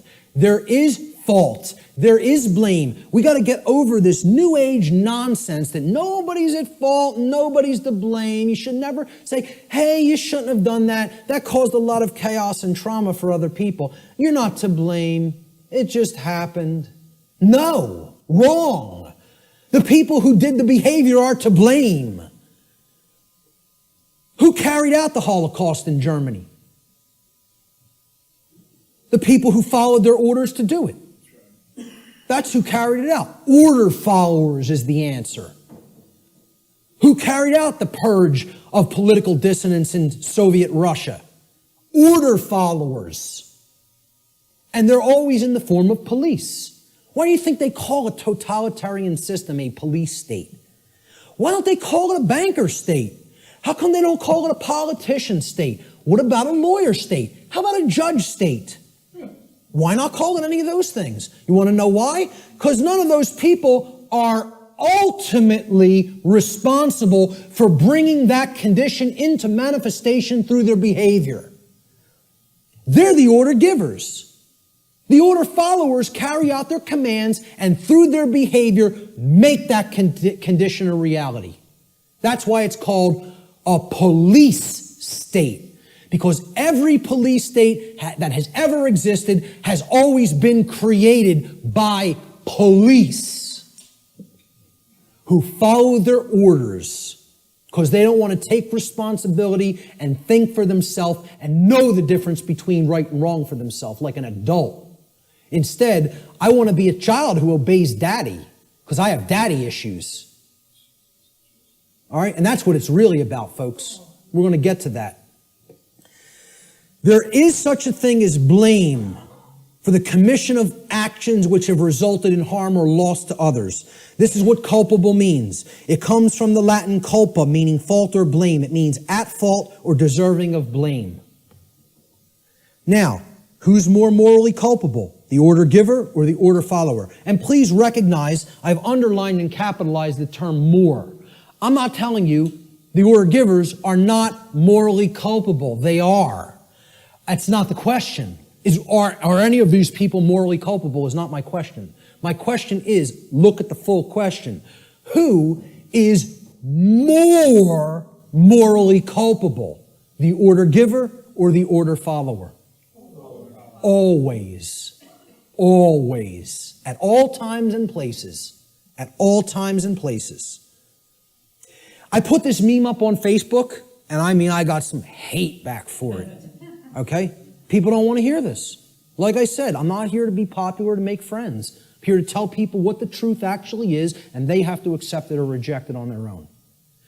I made this meme and put it up on Facebook, and it had politicians on the left that said, my actions, underlined and capitalized, didn't cause that. And then there was some soldiers or Marines, whatever they are, order followers on the right side, and they're also saying the same statement. My actions didn't cause that. And then at the bottom, I just put this question. Oh, I'm sorry. Looks like, oh, I'm sorry. At the top, I put this question. Who is lying and who is telling the truth? So who's lying here? And if people can't see, I hope that they can see this horrific picture. This is the result of, bombings that took place in the Middle East around Iraq. And it's a father carrying his dead child in his arms, okay? Maybe if bombs were raining down on our children, we might think differently about going in and waging imperialism on other nations. I don't know. Maybe we might think differently about it, right? But when it happens to somebody else's child, that's okay. That's done in the name of freedom, okay? Well, who caused this? Did they cause it? No, they didn't cause it. They are not the actual cause of this. Because you know what all they did? They signed some pieces of paper, wearing their expensive suits, okay? And they told these guys, they said, well, you're under our orders now. Go and bomb these people. And you know what these people did? Say, yes, sir, and go and drop the bombs. And fire off the ammunition. Okay? These are the people whose actions create things like this. Not these people. All they're doing is speaking into somebody else's ear. All they've done is speech. Speech, not actions. See, again, really look. My actions didn't cause that. Yes, it is. If these people are saying my actions didn't cause that, they're lying. Very, very, very painful and difficult thing for people to comprehend and accept. I'm not telling you shouldn't feel bad hearing this, but I'm telling you it's true. The painful truth, the order follower always bears more moral culpability than the order giver. For the reason that the order follower is the one who actually performed the action, and in taking such action, actually brought the resultant harm into physical manifestation. Order following is the pathway to every form of evil and chaos in our world. It should never be seen as a virtue by anyone who considers themselves a moral human being. Order followers have ultimately been personally responsible and morally culpable for every form of slavery and every single totalitarian regime that has ever existed upon the face of the earth. That's the painful truth that people don't want to accept because they want to believe the absolute nonsense that order following is a virtue of any kind. And it needs to be obliterated from the face of the earth because it's not the way to any kind of virtues or order. It's the pathway to evil and annihilation. That's what it is. Responsibility versus abdication. So why don't these people want to think for themselves? It's too easy. It's too easy to just follow the orders of somebody else. They believe somehow magically this absolves them of personal responsibility to choose right from wrong. An individual's personal responsibility to choose right action over wrong action for themselves always belongs to that individual. And that responsibility can never be given to another person or passed along. One can only claim and imagine that they can abdicate their personal responsibility for such choice to someone else. It can never actually be done in reality. You're only making a claim. I'm not responsible for that behavior because this person told me to do it. That's just a claim. And moreover, what it really is it's just a damn lie. Okay? More simply put, an individual is always personally responsible for their own actions, period, and the end. If you did it, you're responsible for it. There are no cop-outs. Stop trying to make excuses or justifications for criminal behavior. Own up to personal responsibility. If you did wrong action, you did it. You caused it. I like how David Icke words this. He says, accept responsibility for yourself and your actions, thoughts, and words. You alone make these choices, so you alone are answerable to the consequences of your behavior. The feeble excuse that your boss required it, that the establishment expected it, holds no truth or justification. What is the point of having principles if you allow others to dictate your behavior? Really, those who allow others to dictate their behavior don't have principles. And there's a reason they don't have principles, because they hate themselves.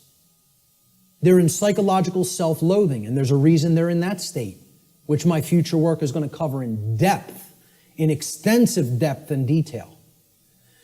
At the end of the day, you will judge your performance and the contribution you've made to creation. It will not be based on what another expected of you or what you did because you felt trapped.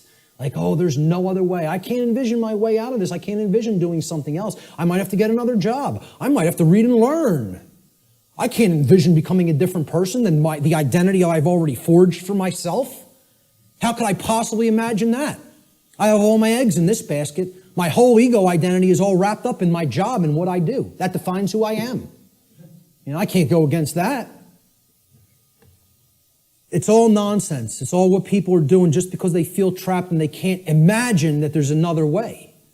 Most people erroneously believe this is the second part of the abdication of responsibility on the part of the people. Most people erroneously believe that they can hand over their natural law right to defend themselves to another individual, group, or entity. In making such a false claim that somebody else is my protector, somebody else, it's their responsibility to protect me, and defend me, they have attempted to abdicate a personal responsibility which actually always belongs to them and can never be given away. That's the self-defense principle. You own it. It's yours. You can't give it away to somebody else. Shock and amazement. Okay? That is your responsibility already. And guess what? You know what? They're all too happy. These controllers are now even all too happy to say, it's not our responsibility to protect you. Because what their actual goal is they're just revenue men for the new king. That's all they are. And to slap people back into line if they try to exercise rights that the new king called government has decreed that they may not exercise. That's what their real role is. They don't serve and protect the people. They serve and protect the ruling class. And they don't want to admit that to themselves. You know why? Because they're liars, most of all to themselves. It's a bunch of childish liars. Franklin said those who would give up essential liberty to purchase a little temporary safety deserve neither and will lose both. And this addresses the fear of chaos and the desire to abdicate your personal responsibility to defend yourself to other people just because you're afraid and you don't want to take the responsibility of doing it yourself. You want to stay in that mindset? I'll give up my freedom to be safe? Well, enjoy your safe slavery. I, for one, will take my dangerous and chaotic freedom. Okay? I'll take the absolute cannibal lurking around every corner, and I'll take my chances. Thank you very much. Give me my freedom and my assault rifle, and I'll take my chances. Thank you. Okay? So, the idea that you just want to be kept safe and you'll give up your freedom to do so, it's just a child. That's how a child thinks. And that's what this is really about, not wanting to grow up and become adults. And again, there's a reason for this. This is the underlying psychological reason, but there's an even deeper one. But I'm going to touch on this one first. Self-respect versus self-loathing. People who don't want to take personal responsibility and become an adult are in this psychological condition. It's called self-loathing. What it means is you hate yourself. Nobody who wants to perpetuate slavery can possibly like themselves. They cannot love themselves. It's impossible. You are already in a state of self-hatred if you believe in government, if you believe in its legitimacy. Okay? Because you believe in slavery, and therefore you're in that slavery system and you want it to continue. How can you possibly love yourself? It's not possible. Self-loathing is the underlying psychological condition that causes people to attempt to abdicate their own personal responsibility to exercise conscience and fall into patterns of order following and justification. Just as it is not possible for an order follower to truly be exercising conscience, it is not possible for an order follower to truly love themselves. These two states cannot exist simultaneously. You cannot be an order follower and love yourself. It is impossible. They are contradictory psychological conditions. Okay? Here's what a self-loathing person really is. They're trapped in a trauma abuse victim cycle. A trauma happens, there's an abuser, there's a victim, and then it repeats itself. Because often the one who's abused becomes the traumatizer, and then the cycle repeats again. Talked about this pretty extensively on my podcast series. All right? That's what self-loathing, that's what this mind state, okay? This is a golem creature, okay? It's a 100% programmed and lifeless thing that is imbued with the ability to actually move like a robot. You can liken it to a flesh robot, okay? And it's a concept in ancient dark occultism, all right? And the golem is driven by the force of self-loathing. And that's what the order followers are. They're golems. Okay? I'm not saying this to insult people. I don't really care how people take it. I'm telling them what they really are and what the dark occultists think of them. They call them their dogs and their pets. That's their name for the police and the military. I did a whole series on that. Okay? And I'm not telling you that from book knowledge. I'm telling you that from their lips to my ears. That's what they call them. The golem is in this mindset. Since I have suffered, I will cause suffering to others. Since I can't deal with my nested psychological traumas and childhood issues and inadequacy issues, okay, I'm going to take out all of that nested subconscious psychological frustration on other people that I have no right to take it out upon. That's the golem mindset. Self-loathing is created when an earlier trauma has been suppressed and buried deeply into the subconscious. That's the role of the subconscious, to protect the conscious mind from traumatic experiences so that the conscious mind doesn't keep reliving it and therefore re-experiencing it in the physiology. However, if we never bring up that shadow material to the conscious level, it builds and builds and builds until it ultimately destroys us, psychically and spiritually. All right? Instead of confronting, dealing with, and healing that trauma, people don't want to do that work. It's too hard to dredge up that shadow material. It's hard work. Believe me, to come out of the mind state I was in, I had to do that shadow work for years of more suffering and pain, saying, what do I have to look in the mirror and confront about myself? And then work to change and admit thousands and thousands and thousands and thousands of times, I was wrong, I was wrong, I was wrong. I don't know how many thousands of times I had to look in a mirror and say that to myself. Sometimes to a point where I was so depressed I couldn't get out of bed for days. I would just sit and lay in bed and play doom metal all day. Literally, endlessly, repetitively. And just sitting there in that condition of total self-loathing and total depression because of what I know I took part in. And that I know was still my mental makeup, was still my psychological makeup that was going to take years to get out of. And I'm trying to explain this to prevent people from having to go through all that suffering. This knowledge can be gleaned without having to go down that path. It can be done. I'm not telling you that's easy work, but it is possible. Such trauma could take the form of feelings of inadequacy, whether they are real or imagined. And you know what that mind state ultimately is? It's a self-prison. That's somebody putting themselves in a cage. These people who want to take out their psychological frustrations on other people, they're prisoners. They are in the cage and they love being in the cage. They don't have any desire for freedom. The only kind of person that would have no desire for real freedom is a person who's in the psychological state of self-loathing and hates themselves and does not love themselves. Now, what heals self-loathing? Self-respect. And we have to know what the word respect means. And this is about looking at yourself. Introspection. Respect comes from the Latin re, meaning again, and the Latin verb spectare, which means to look at. You put them together, to look at again, to take another look at. Well, what are you taking another look at? You're taking another look at yourself. That's what respect starts as. You can't give something to somebody that you don't have. If I don't have $10 in my pocket, I can't give it to you. If I don't have a coin in my pocket, I can't give it to somebody else. You got to have it first to give it. So nobody can give respect to anybody else unless they first developed it inwardly. Self-respect has to come first. And that's why these people don't respect anybody, order followers, most of all themselves. Until they do that work of self-introspection, they're not going to develop that self-respect. And I'm not telling you that's easy work. It's hard work that can take a lot of time. And it's dredging up shadow material that most people want to run away from. They don't want to confront that about themselves. Only self-respect can heal self-loathing and therefore help to put an order follower on the path to conscience. We need to take another look at ourselves. The lost word. All right, this is the end of the natural law segment, and I'm just going to talk about solutions toward the end a little bit. All right?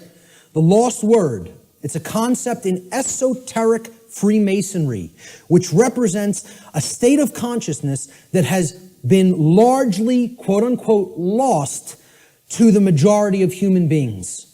In order to speak the quote unquote lost word, a human being must work upon themselves in order to achieve a state of equilibrium or balance between the left and right hemispheres of the brain.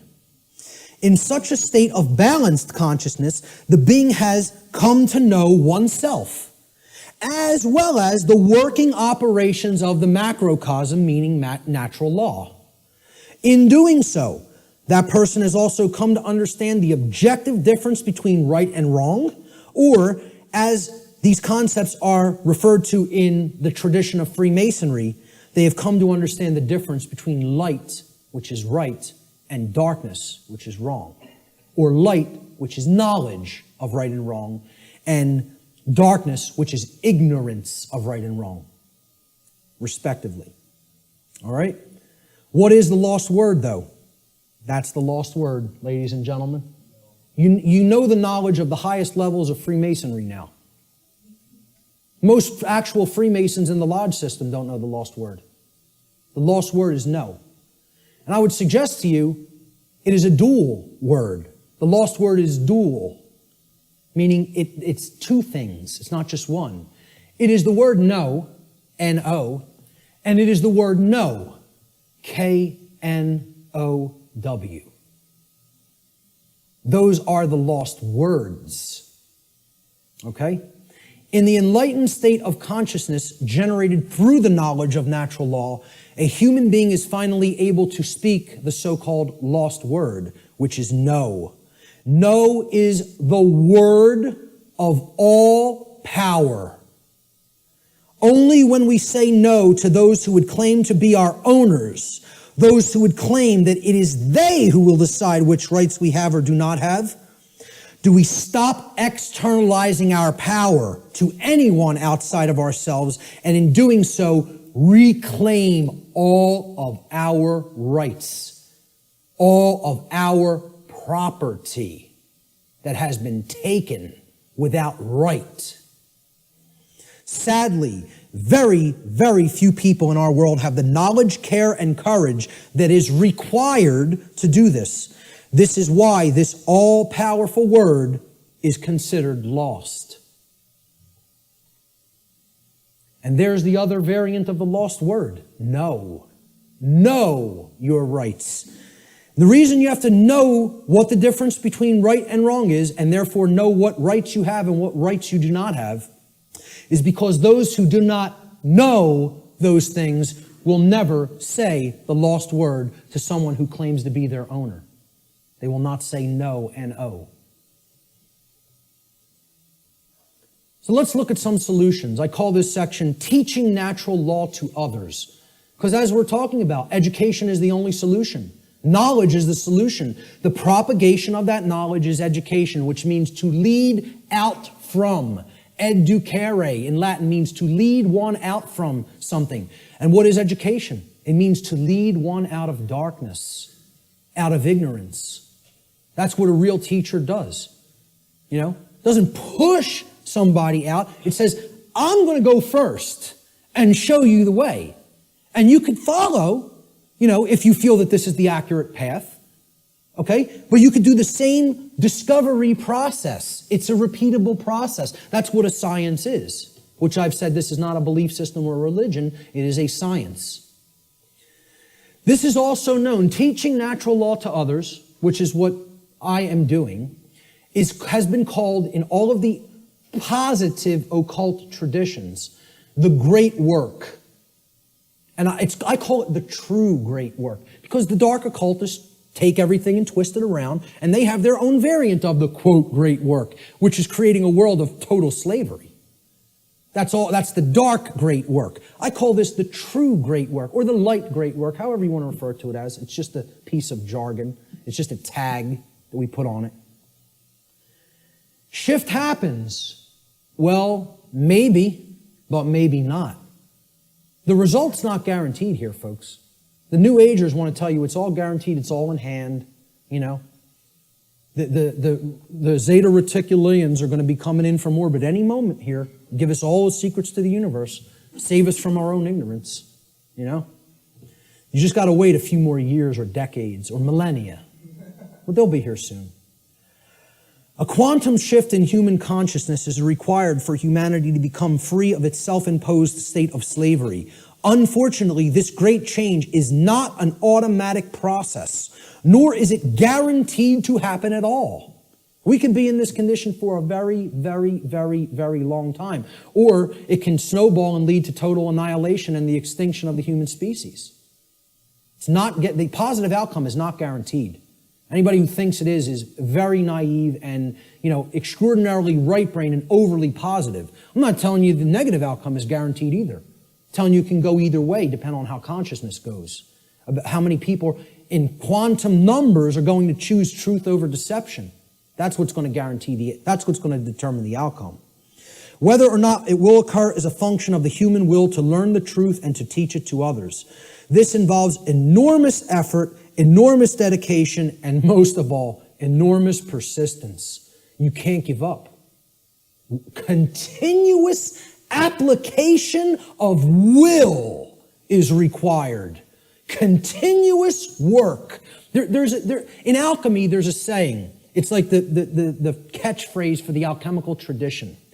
Labore et constantia. It means work and constancy. Continual efforts.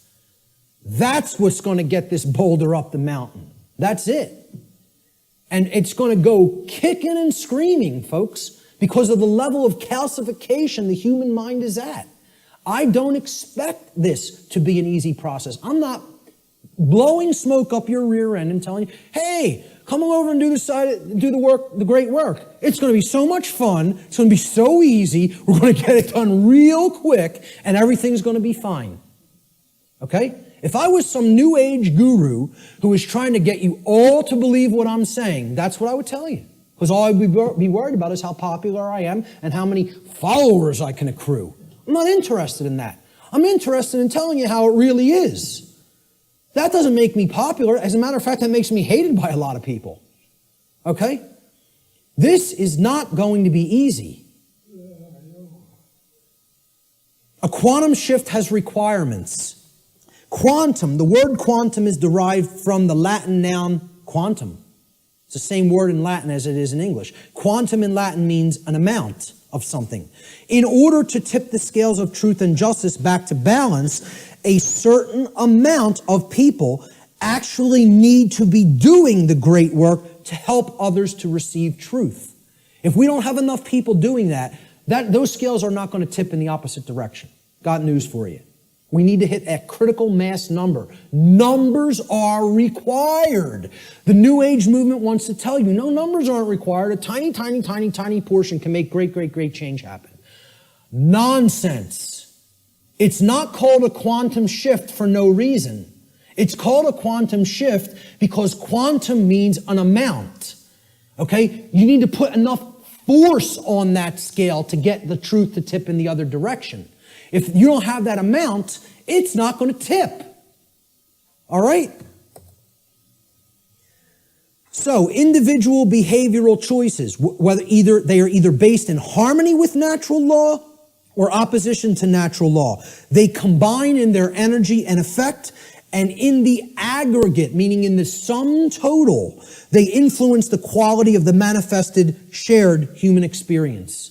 That's how reality is created. We're not very contradictory to the New Age notion. Each individual is not creating their own reality.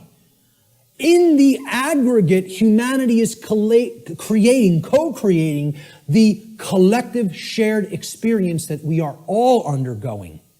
We collectively create our shared experience. Not each individual creates the reality that everybody experiences. Yeah, you do create a microcosmic aspect of how you experience your life, whether you're experiencing self-inflicted suffering, large amounts of it or not. That's how the laws of attraction work at an individuated level. But at a mass level, they work in the aggregate. We need a population who understands and lives in harmony with natural law. And numbers are required for that to happen. This dynamic acts as a perfect expression of the principle of correspondence. As above, so below. As below, so above. As the individuated units of consciousness are co-creating reality, so the macrocosmic reality shall become and shall be experienced. Decisively contrary to the New Age view, in order for a quantum shift to take place, numbers are required. So what is the true great work? The true great work can only be performed after one has already realized the truth regarding natural law and brought oneself, one's own actions into alignment with natural law. That's when it begins. Because once you do that and you're no longer in that internal contradiction or opposition, that's when you can legitimately start teaching it to other people because you know it deeply enough and you've actually aligned your behavior to it. So the true great work is what comes after that. And here's what it is. This is actually what the true great work is now.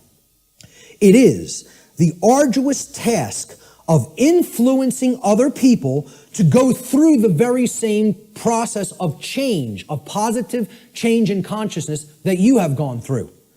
It is to help them to realize that in supporting and condoning the legitimacy of authority and government, in other words, man's law, that what they have actually been supporting and condoning is the legitimacy of slavery, and that they were immoral for having done so. Now that is hard work. Because people don't want to hear this. They want to believe what they want to believe. They want to be true what they want to be true. They filter their perceptions through those lenses. In short, what the true great work comes down to is to actually get people to abandon their religions, their false religions, really, I should make this slide say. The false and dogmatic beliefs which hold back the progress of consciousness by impeding the reception of truth and natural law. They're calcified religious belief systems. That's what has to be broken down and abandoned. Carl Jung described the great work beautifully. I consider him a modern-day alchemist, as I consider many other teachers of the great work. He said, one does not become enlightened by imagining figures of light, but by making the darkness conscious. Making the darkness conscious. Not wishing for it to become conscious, not meditating upon it, by making it happen through an act of will. And that can only be done if enough people are doing the great work. Okay? This latter procedure that he's just described, he says, however, is disagreeable and therefore not popular. So few people are doing this work. The answer is to actually become the teacher. I don't do this because I want a lot of people to be students and follow what I'm saying. I could care less whether you follow me. Believe me, I'm telling you, the wrong thing to do would be to follow me. That's a bad example. You follow me, you're going to go down a deep path of suffering for many, many years before you come out of it. It would be a bad choice. I'm telling you to follow truth, to know truth. Has nothing to do with me. All right? When people hear that's what the great work is, to help change other people's minds, once you change your own, it's like this. Let me run away from that as fast as possible. Are you crazy? You want me to do what? That's the hardest thing there is to do. Exactly. That's why so few people are doing it. Many hands make light work. If we had more people involved in the effort, it might go smoother. It might go faster. Jefferson said, educate and inform the whole mass of people. That is the only sure reliance for the preservation of our liberty. Education is the answer. Researcher Donald McIlvaney said in his book, Toward a New World Order, in every declining civilization, there is a small remnant of people who adhere to the right against the wrong, who recognize the difference between good and evil, and who will take an active stand for the former against the latter. There's a small group who can still think and discern for themselves and who will courageously take a stand against the political, social, moral, and spiritual decay of their day. Brilliant. The words that are attributed to Jesus in the Gospel of Matthew, and many people will never have heard this quote. He says, do not suppose that I have come to bring peace to the earth. I did not come to bring peace, but a sword. For I have come to turn a man against his father, a daughter against her mother, a daughter-in-law against her mother-in-law. A man's enemies will be the members of his own household. We're going to talk about who the enemy really is. Anyone who loves his father or mother more than me is not worthy of me. Anyone who loves his son or daughter more than me is not worthy of me. And anyone who does not take his cross and follow me is not worthy of me. Whoever finds his life will lose it, and whoever loses his life for my sake will find it. These are words attributed by Jesus, but what you want to put in place of Jesus is the word truth. The way, the truth, the light, knowledge of natural law, Christ consciousness, okay? He's telling you there are going to be people in your own family that aren't going to align themselves with right over wrong. They're going to continue to choose slavery. They're going to continue to advocate slavery. These aren't people who you want to continue to align yourself with if you have made an effort to truly explain what's really taking place. See, this is the concept of true forgiveness and turning the other cheek. It doesn't mean turn the other cheek and continue to ignore evil and excuse evil indefinitely while it destroys you. It means you have to give people who you're close with and you have an affinity with more chances than you would give just somebody who you don't know to learn the truth. It's like saying, because I really care about this person personally, I'm going to keep going back, and I'm going to keep hitting them with the truth. And eventually, if they come over to the side of truth and right, fine. But what he's saying here is eventually, this spiritual war is going to go hot, so to speak.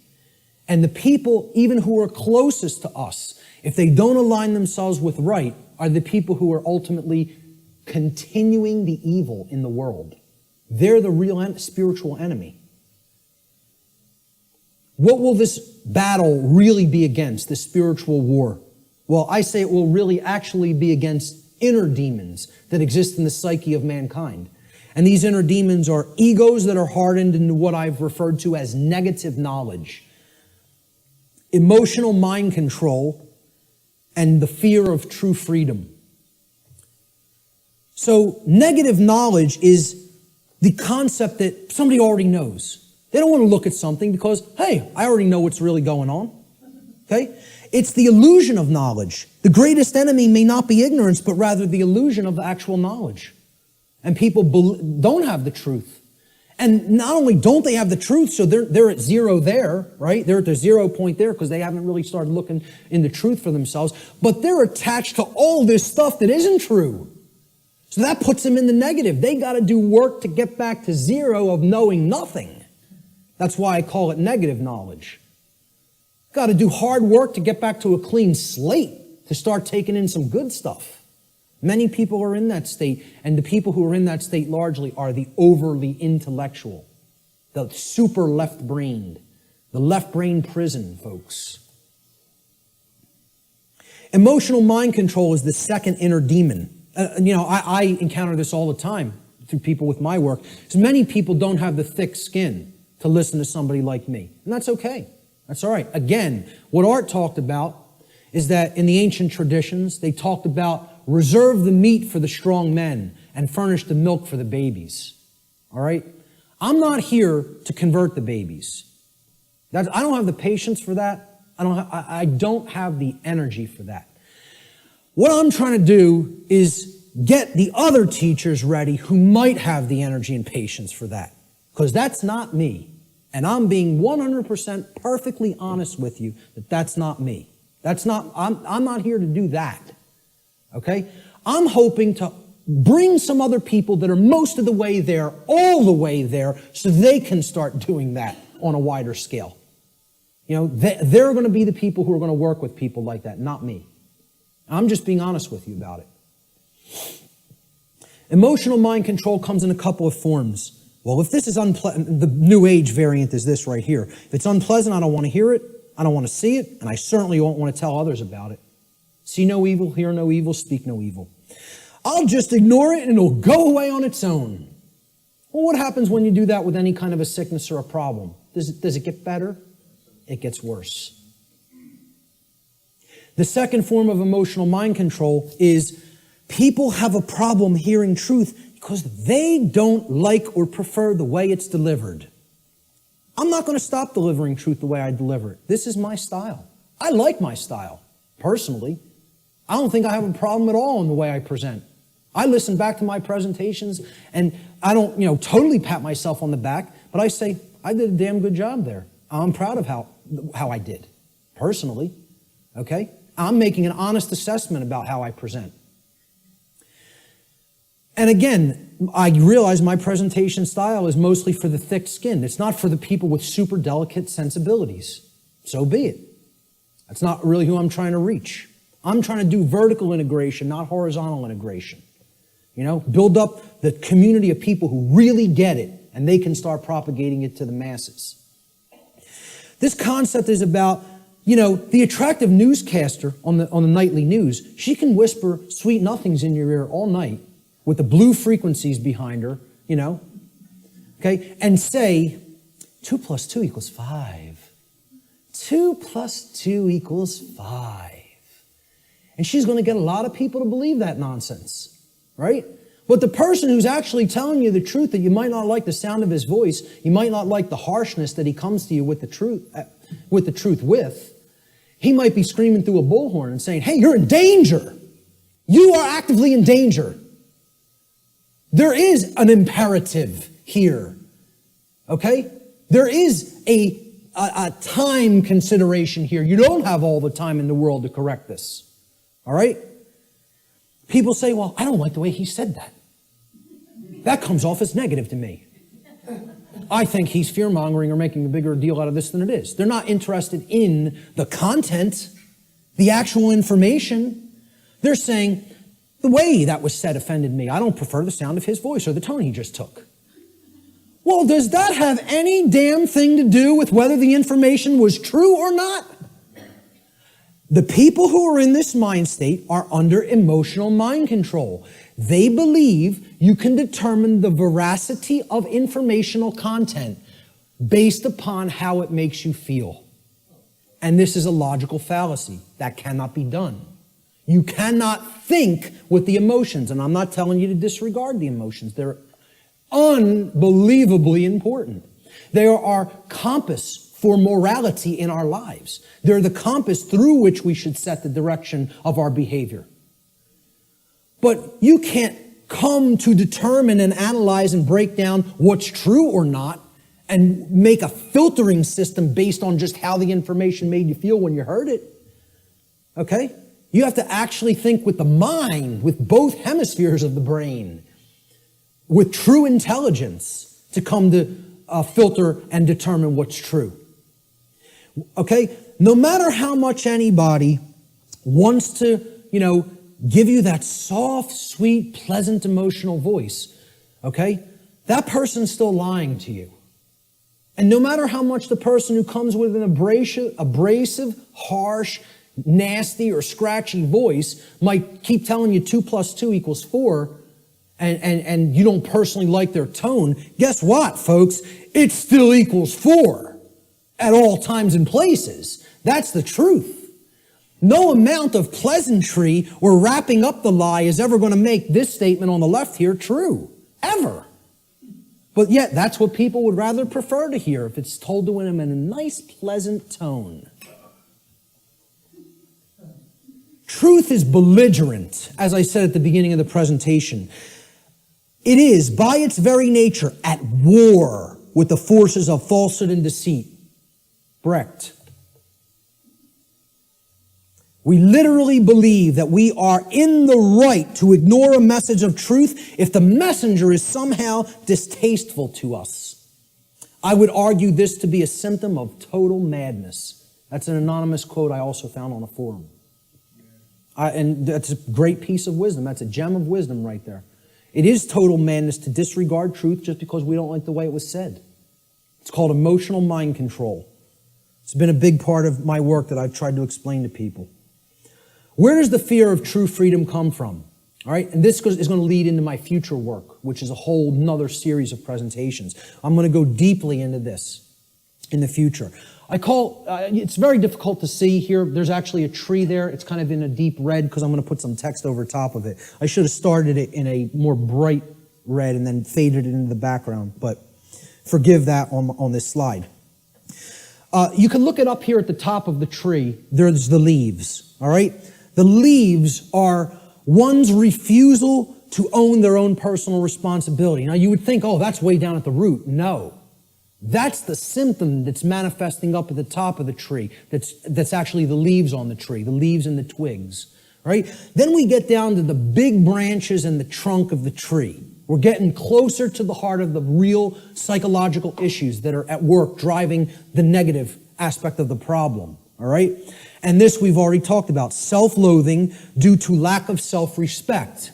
Now, what am I really describing here? What have we actually been describing?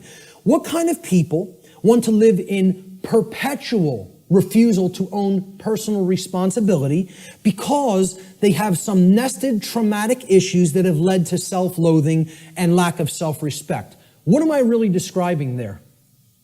What? Well, yes, it's a slave mindset, but there's something else that I'm describing. What kind of person is that? A child. Thank you.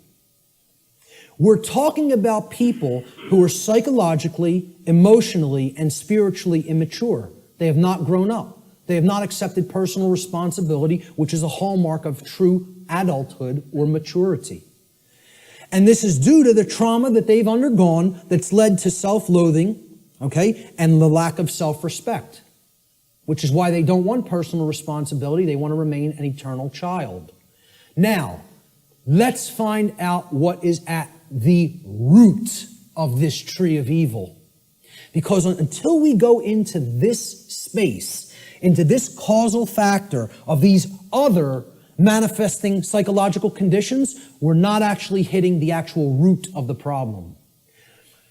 If a child doesn't like themselves, they hate themselves, they feel they're not good enough, they're not worthy, they have all these imagined feelings of inadequacy and self-loathing, okay? And that's expressing their refusal to grow up and take personal responsibility for themselves in their adulthood. What kind of trauma, specifically has that child more likely than not psychologically undergone. They've gone through a specific type of childhood trauma. And I would argue that most people on earth have gone through this type of trauma. And that type of trauma is called abandonment. The human species is suffering from very deeply seated parental abandonment issues that lie at the very core of the psychological condition that we call the human condition. Until we deal with that nested psychological trauma that has been created through abandonment issues, we're not hitting the roots of the tree of evil. We're not getting down to the very core issue that needs to be understood. My future work, I'm going to be presenting this on December 12th in Philadelphia, for anybody who's in the Philadelphia area. It's going to be what I would call a synthesis, an explanatory synthesis of why this is the root psychological condition of humanity. I call it cosmic abandonment. And this is going to be one of the biggest aspects of the next part of my work. I think it's going to really set my work apart from others in the truth and freedom community and the alternative research community. Until we wrestle with those psychological abandonment issues, we're not getting to the heart of what's causing these other problems in the human psyche, like self-loathing, the lack of the development of self-respect, and the refusal to own the responsibility for one's own actions. And I'm going to connect this with human origins. And I'm going to make the case that it has always been like that. It has always been like that. We have been children on this planet since we have been on this planet. And we have never actually psychically, psychologically, and emotionally and spiritually grown up, because as a species, we have undergone what I term cosmic abandonment. So that's going to be coming up in future aspects of my work. What will be required on the part of those performing this great work? And it is like Sisyphus rolling that boulder up the hill.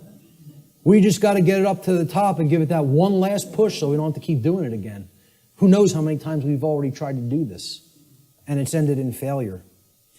We need the knowledge of the real enemy, okay? And we'll get to what that is. We need to devote ourselves to service to truth, not even service to humanity. I'm not saying that's not a great virtue to have and to enact. I'm telling you we need to go beyond that. This isn't about service to me, you, or any other individual. It's about service to truth and principles first and foremost. And we need courage and persistence. And then we need practical real-world skills. The knowledge of the real enemy needs to ultimately come first. And this isn't it, folks. This priest class that goes and meets and has the rituals at Bohemian Grove, I'm not telling you they're not evil. I'm not telling you they're not psychopaths. I'm not telling you that we don't need people like that in the world. Okay? I'm telling you that in this spiritual war, this is a tiny, insignificant, as far as numbers are concerned, fraction of the totality of the human population that could not possibly control the minds and the behaviors, and therefore the behaviors of the masses of people without our compliance, without our ignorance. So, while I'm not telling you I, like these people, do I have respect for them as an opponent? Oh yeah, you damn well better believe I do. I don't underestimate these psychopaths. Not a bit. You want to know why I worked with them? I know what their will is like. I know what their intellect is like. And I'm telling you, don't underestimate either one. I'm telling you, don't underestimate their care. They don't have, like I said, they don't have care in the terms of compassion and the normal range of human emotions like we do, but don't think that means they don't have care. They deeply care about what they're enacting, what their agenda is, and they have the will to carry it out, and they're not slowing down. They're unified. They're on a unified front. They're on the same page. Believe it. Know it. I'm not telling you that from, like I said, reading about it or book knowledge. I've been around these psychopaths. Haven't specifically been to this psychopathic gathering, but I've been around them enough. That's not the real enemy, that is. The sleeping masses, hypnotized masses, they're your enemy. See, people will say, the Illuminati enslaves humanity. No, it doesn't. Humanity enslaves the real Illuminati. You think about that for a little bit. You know? Do those psychopaths in the last slide really enslave us?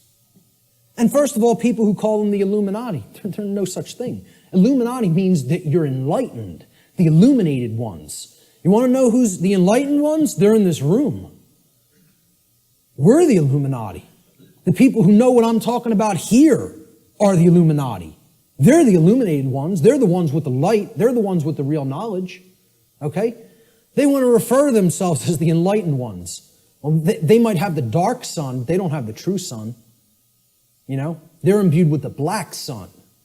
That means it's all intellectual knowledge, and then you're applying it for the totally immoral, wrong reasons, which is to control and manipulate other people. There's nothing illuminated about that.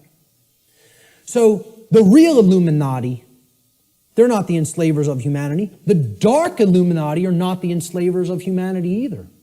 Humanity enslaves itself, and they're enslaving the true Illuminati, the teachers who are actually living under the conditions of slavery because they're here with the ignorant people.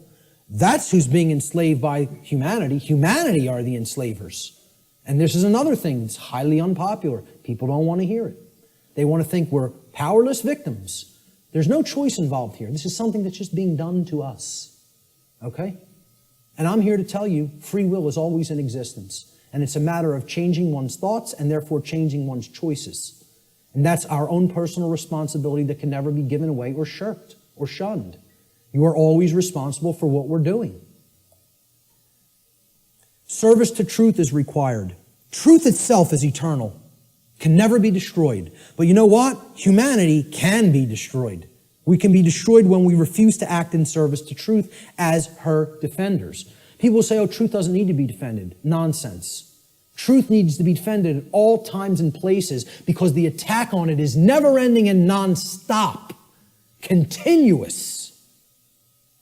And if we don't come to her defense, you know what happens? The voice of untruth and deception and evil and mind control rules the day. And the voice of truth doesn't get heard because the truth itself doesn't have a physical voice in the physical domain. You know, we have to be its mediums and we have to be its voice. It's possible for us to co-create a positive outcome in this scenario, but this can only be accomplished if we care enough to learn the truth ourselves, and then we develop the courage to continuously speak it to other people until our voice of truth becomes a non-stop chorus like the voice of lies and deception and mind control has been for millennia on this planet. Courage is required. Samuel Adams encapsulated this brilliantly. He said, the liberties of our countries are worth defending at all hazards. It is our duty to defend them against all attacks. It will bring a mark of everlasting infamy on the present generation if we should suffer them to be wrested from us by violence without any struggle, or to be cheated out of them by the artifices of designing men. If you love wealth greater than liberty, if you love the tranquility of servitude greater than the animating contest for freedom, then go home from us in peace. We seek not your counsel nor your arms. Crouch down and lick the hand that feeds you. May your chains set lightly upon you, and may posterity forget that you were ever our countrymen. Now that's about as powerful as it gets as far as I'm concerned. Because he's telling you, if your allegiance isn't to the truth and freedom, I don't want to know you. I don't want to know you. And we hope history forgets that you ever were with us at this time and place in history. And because you deserve to be forgotten. That's what he's saying here. You know, I couldn't agree more. Persistence is required. Constant effort. We are the actual vehicles by which truth operates in the world. Therefore, it is our shared responsibility at this time to help to awaken others by continuously speaking the truth, even if we feel burdened by this task, even if we feel no one is listening, and even if it makes all involved in this process feel uncomfortable. It's not about feeling comfort, folks. It's not about staying complacent. It's about shaking things up, making people feel uncomfortable. Who ever told anybody that the truth would make you all warm and fuzzy inside? Who ever told anybody that? Why do people want to believe that? Whoever said that that was the case? The truth is horrible and yet needs to be embraced as a lover. Okay? With dedication to it, even in its full horror. Thomas Paine, who I feel was the most enlightened person on the continent at the time of the American Revolution, personally, he's one of my personal heroes, and walked in the vicinity where I walk sometimes now. He said, "These are the times that try men's souls. The summer soldier and the sunshine patriot will, in this crisis, shrink from the service of his country. But he that stands it now deserves the love and thanks of man and woman. Tyranny, like hell, is not easily conquered. Yet we have this consolation with us, that the harder the conflict, the more glorious the triumph." I think he was one of the true anarchists that was living amongst us in the colonial days. Words attributed to the Buddha, Siddhartha Gautama. He said, "There are only two mistakes that one can ever make on the path to truth: not starting and not going all the way." All the way. I wrap up a lot of my podcasts with this quote because I love it so much. It's about persistence. It's not about saying, "Hey, I went this far and now I'm uncomfortable to see the rest of the picture. I made it 3/4 up the mountain. That's far enough. Let me set up my base camp here. I'll pitch my tent and I'm staying here. No farther. I don't want to see the peak." Okay? Until we become fully enlightened and go all the way to the summit, don't expect things to change. Don't expect them to get better. The truth has to be taken in its fullness. We need real world practical skills. This isn't just about, "Oh, I know this now and I don't actually need any skills." Okay? To communicate truth, skill is required. Knowledge is required. Okay? To reach a good amount of people. Yeah, you can just talk to the people around you. You can communicate, to a small fraction of people that way. I'm not saying don't do that, even if you don't have these other skills. I'm saying if you want to get it out in a big way to the masses of people, and in the new form of media, which is doing things like this, through the correct and positive and empowering use of technology. People want to say, "Oh, technology is not, there's no role for it. We got to get rid of technology." Technology is a thing that improves life at every scale and level. It's a tool. It's how it's used. Exactly. Okay? We're using technology for a powerful and enlightening purpose right now. And that's its intended use. It's to serve humanity and to serve truth. Okay? So real world skills in the technological era, I feel, are absolutely required. And here's some of them. You need good organizational skills. Like, hey, Art and Chris did this right today. They set this up right. I've seen people set things up real badly. And I've seen it done the correct way, which is this way. And Richard and Lisa, they've done a brilliant job here getting this all on film. And this will be going online and reaching a real wider base of people as a result. All right? So you need organizational skills. Some people are better than that with others. I'm pretty good with organization. I feel I have good, powerful organization skills. Communication skills. You need to have a way with words. You need to have a good vocabulary. You need to organize words correctly. You need to be able to communicate concepts in often a very linear fashion to people so that they can readily absorb it easily. If you're all over the place, they're not going to get the concept.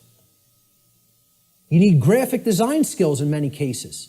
I couldn't build a presentation like this without my background in graphic design. And, thank God I have it. It's like I got jobs like I did in the past, and sort of they prepared me for everything that I was going to do in my future. Synchronistically worked out like that. But, you at least got to know how to lay out a flyer, folks. How many people here can lay out a simple flyer? That's awesome. I'm so highly impressed by that. I'm telling you, I've asked people that in other presentations, like 2 people raised their hand. That's awesome. Okay? You should be proud of that. Presentation skills, like putting something like this together. How many people have basic presentation skills with a computer? All right, a little less, but not bad either. I'm impressed. Okay? Audio skills, Sometimes you got to work with audio, and podcast audio, etc. Video editing skills. I know Richard's a master at that. Website development. This was laborious in the past, just 10 years ago. We have free open source content management systems now that make this almost a breeze. It's a somewhat little bit of a learning curve, but once you get there, hey, you're off to the races. You can maintain multiple websites then, right? So how many people can build a simple website by a show of hands? That's also awesome. I mean, kudos. Whoever hates that word, whatever. But I'm telling you, that's impressive. For an amount of people in one room to have all those skills, I'm impressed. It's very rare. All right? Networking skills. I mean, literally like people skills. I'm weak on this. All right? I can do it. I don't like doing it. I don't like marketing and promotion either. I'm not a good marketer of my work. I'm trying to get better at that, but I need some work with that. And maybe there's people that can help me with that. But, I have a good chunk of all these skills. I could do all of them. I'm not so good on the last two. I need more work. But, if most of us don't have these skills, we're not going to be reaching the optimum number of people. We need to become the new media that is dedicated to truth and put that out there for other people's consumption and other people's edification.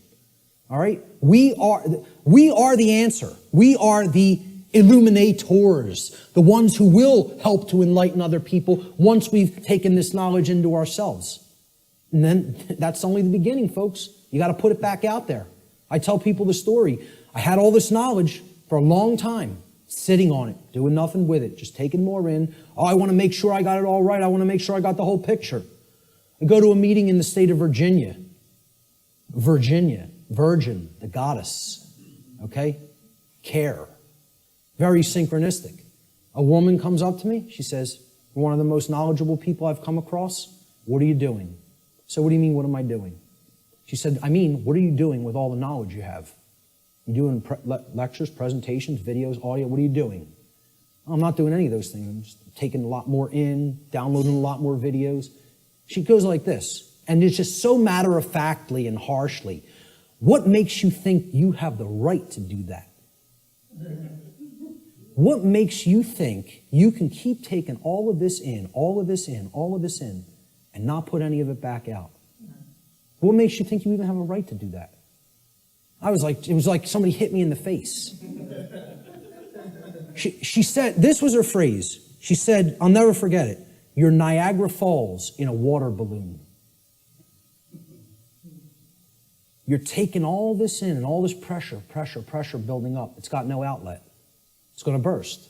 She said, you have to put an outlet valve on that knowledge and let it flow out of you and go out to others, and then more will come in.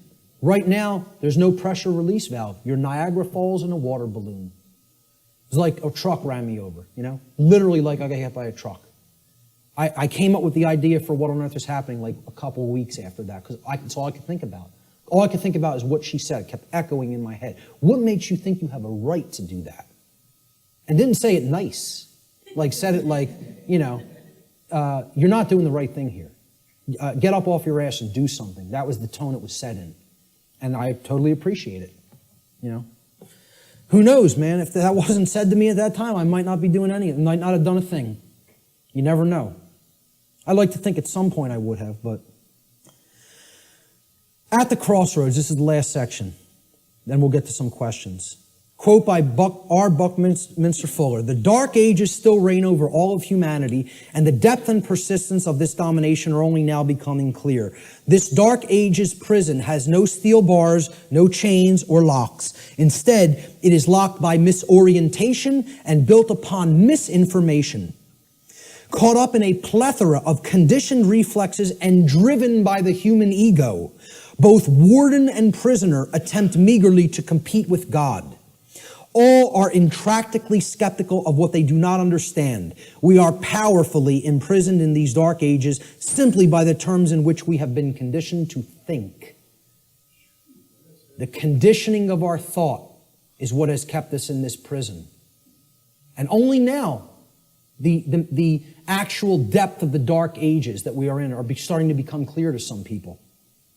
We are in the time that I call the apocalypse. And actually, I want to start rephrasing this. I want to actually explain to people we're not in the apocalypse anymore. We are now in post-apocalyptic times. We are living in post-apocalypse. The apocalypse has already occurred. It's over. We are living in the time after the apocalypse. And what do I mean by that? Well, we got to look at the meaning of the word. Okay? From the Greek prefix, apo, which means away from, off of, or removed from. And then the Greek verb kaliptine, which means to cover or to conceal or to hide. So, apocalypse means literally to take the cover off of, to remove the veil from, or to take something out of hiding. Well, ladies and gentlemen, another big surprise. The veil has already been lifted. The truth is already out there. It's out. The truth about what's going on here and has been going on here on the earth is out. It has been de-occulted. And not just by me, by many, many other researchers. Okay? There's a laundry list of them out on my website, and I talk about in the podcasts. All right? It's all out there. It literally means to reveal or to take out of hiding. The apocalypse is the great revealing of the truth to the masses of people. Or it is what I simply refer to as the process of de-occulting the truth, removing it from being hidden. What humanity needs to do is make what I call the cosmic apology. And I'll get to what that means. See these words right here? I was wrong. That's the most powerful phrase that can ever be said by a human being. The second most powerful phrase I would acknowledge is I love you. But this is more powerful than even that. Because this is about internal change. Not just a dynamic or an interaction or a relationship with another. This is about an internal metamorphosis. When you say these words, this is the phrase of all power. No is the word of all power by which we reclaim our power. But this is the phrase of power. All right? Okay. The word apology comes from Greek. Apo, meaning away from, off of, or removed from, as we've just seen. And the Greek noun logos. Logos means word. Okay? So hence, an apology, it literally means to go away from the word. Or to give back the word.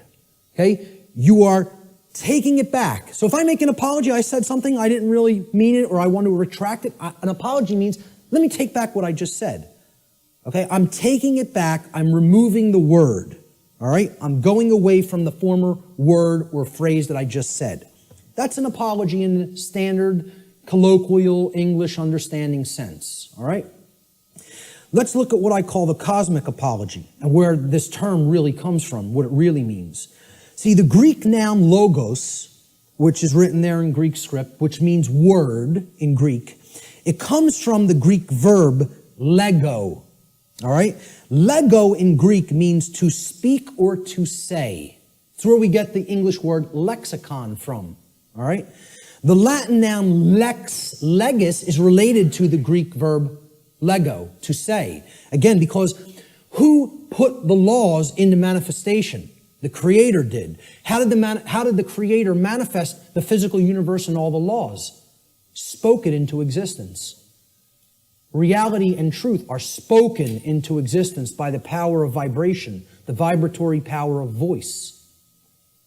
Okay? So the Creator created the universe by the phrase, fiat lux in Latin. It means let there be light. Okay? The Latin noun lex legis, meaning law, is actually derived from this Greek verb lego, meaning to speak or to say. God and not man is the logos, the author of law, the one who spoke the law into existence at the creation of the universe, because natural law is the boundary conditions of the manifested reality called the physical universe. These are the boundary conditions which govern it. Humanity's work is to learn to listen to God's word, not man's word, not man's law, natural law, spiritual law, moral law, God's law, karmic law. I don't care what you want to call it. Call it whatever you want. Okay? Consequentialism. This is the truth. That's what, you want to talk about what all these phrases really mean? It all comes back to the word truth. That's it. It's the truth about what is, what's operating here. And humanity needs to align its behavior to this law, God's law, natural law. Without alignment of its behavior, don't expect to natural law, don't expect a thing to change here. Expect it to rapidly grow worse. Humanity must make a cosmic apology by giving the word, okay, which means the authorship of creating law. See, we think we're the authors, we're the authorities. That's what author means, right? Author. What's another word for author? This is just a quick, this is how mind control through words works, right? An author is a what? A writer. Well, what are you saying there? An author who has authority, they are authoring something, is a writer.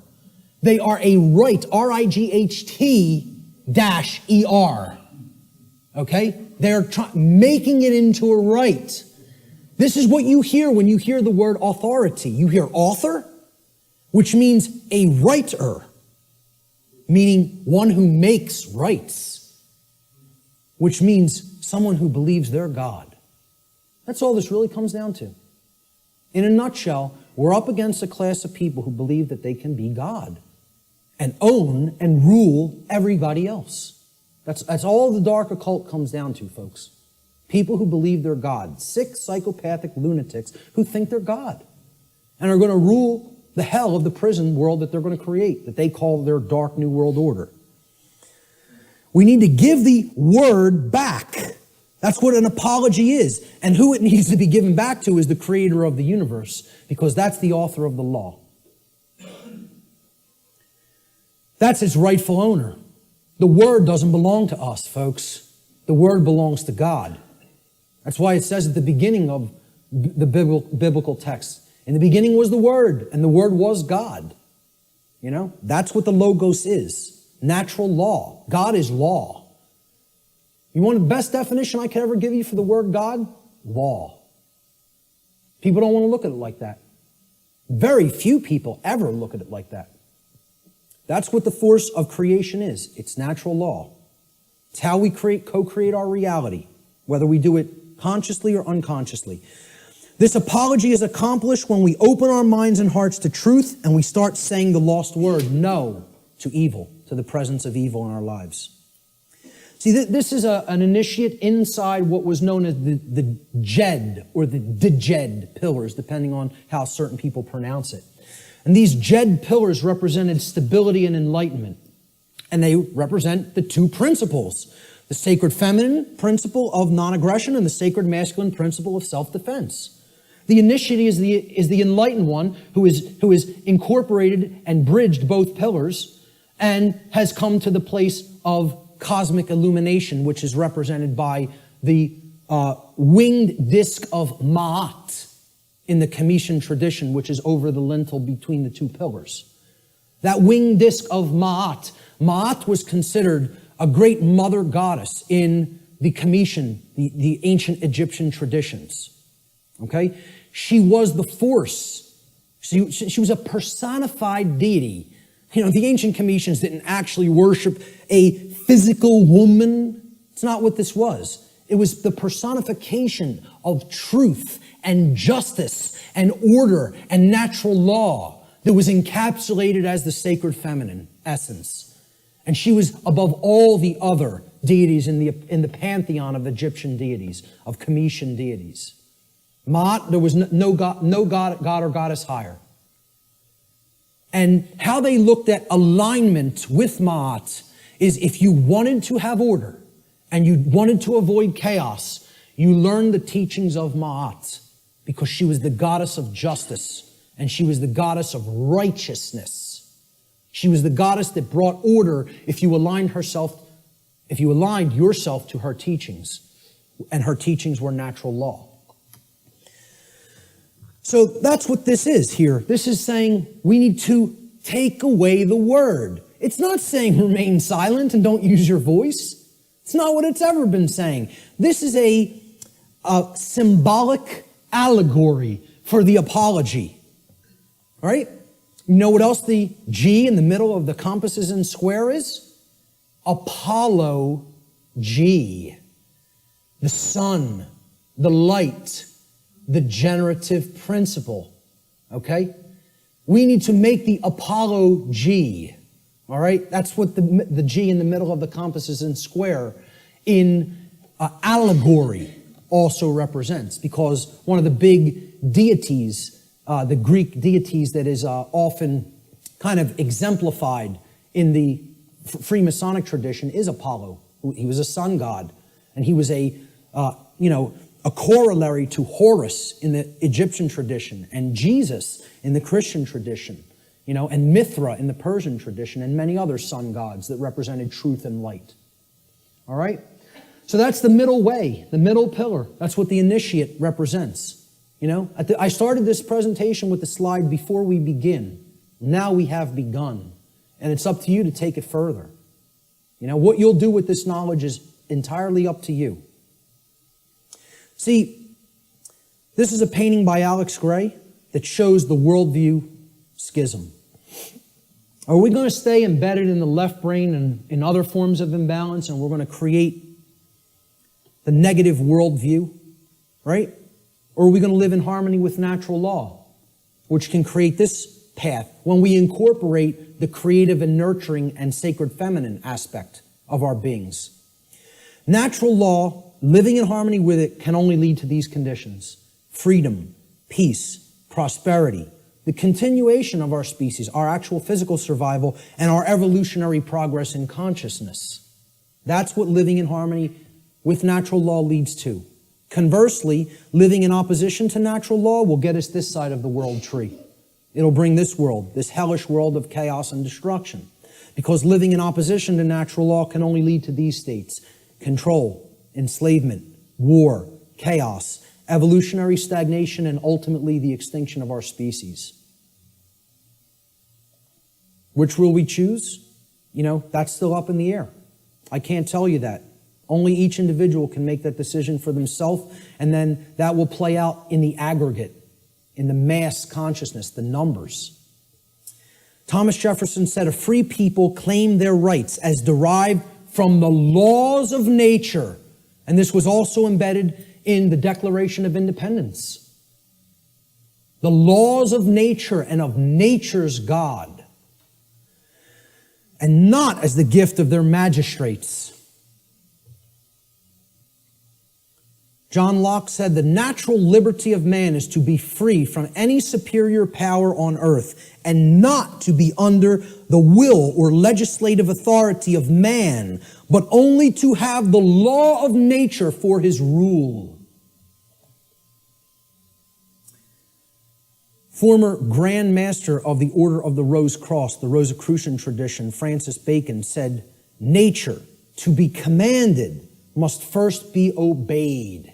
If we want the forces of the cosmos on our side, we have to learn and adhere to the principles of natural law.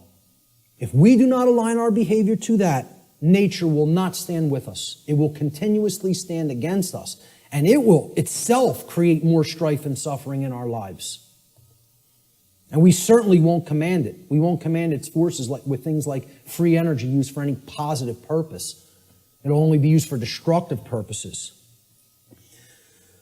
The psychologist Alfred Adler said, "There is a law that man should love his neighbor as himself." And he's referring, of course, here to the Golden Rule.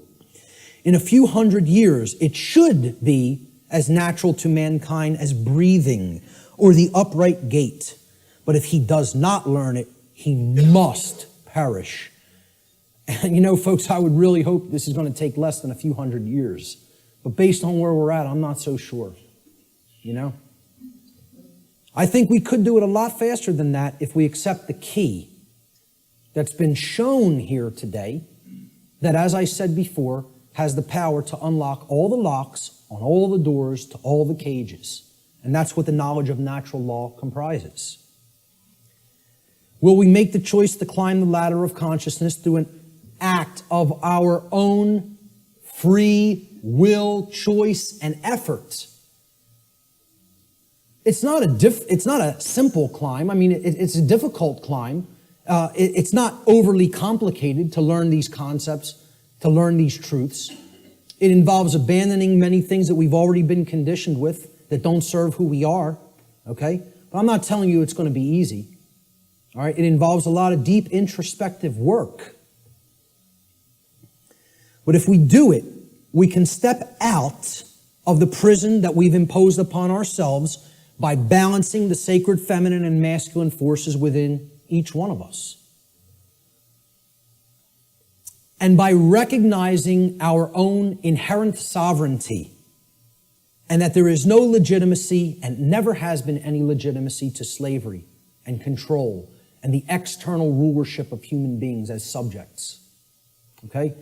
That recognition of sovereignty has to go hand in hand with our knowledge of natural law. It's a totally integrated component of it. This was the title slide. This tarot card was on the title slide. When you understand, and I've talked about this in some of my work online, when you understand the deep connection to the tarot tradition and other mystery tradition teachings, specifically its very deep interwoven relationship to the Kabbalistic tradition of the Middle Eastern mystery traditions, all right? You understand that this card right here actually represents the will of creation and what creation itself, what the mind of the universe itself ultimately wants to manifest in physical reality. Not in some other worldly dream world or fantasy realm or spiritual reality that is to come or not come. Right here in the physical domain, which is not separate and distinct from the spiritual domain. They are one and the same. This card is known as the Justice card. Okay?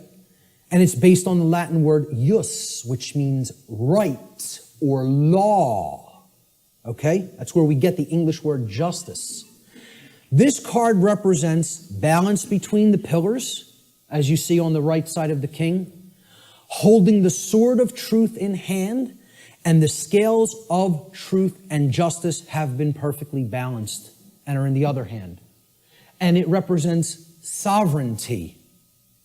And it represents alignment with natural law. And most of all, it represents alignment with truth and the manifestation of order. That can only happen when we align our behaviors to the principles of natural law. Only then will we see the manifestation that the universe is itself wishing for us and trying to help us create, which is justice and order. If we let go of the things that are holding us back and break our mental chains of bondage, we can create a world that is based in actual, real freedom. It is possible. I'm not telling you it's not going to be arduous work or a difficult journey, but it can be done. Okay? If we choose to do that, we're going to see advances and things that are going to be created that the world is going to look so drastically different if we go down that middle path to the truth and to order and to justice through the understanding of natural law and actually applying it and living it in our lives, that the changes we're going to experience are going to be so positive and so transformative that we can scarcely even imagine what the world will be like on the other side of that work, on the other side of that transformation. Will that be done? Maybe. Maybe not. The answer will come from what you see in the reflection of that device right there. That's what will determine it. Nothing else. It's up to each individual. Ladies and gentlemen, thank you so much for your kind attention today.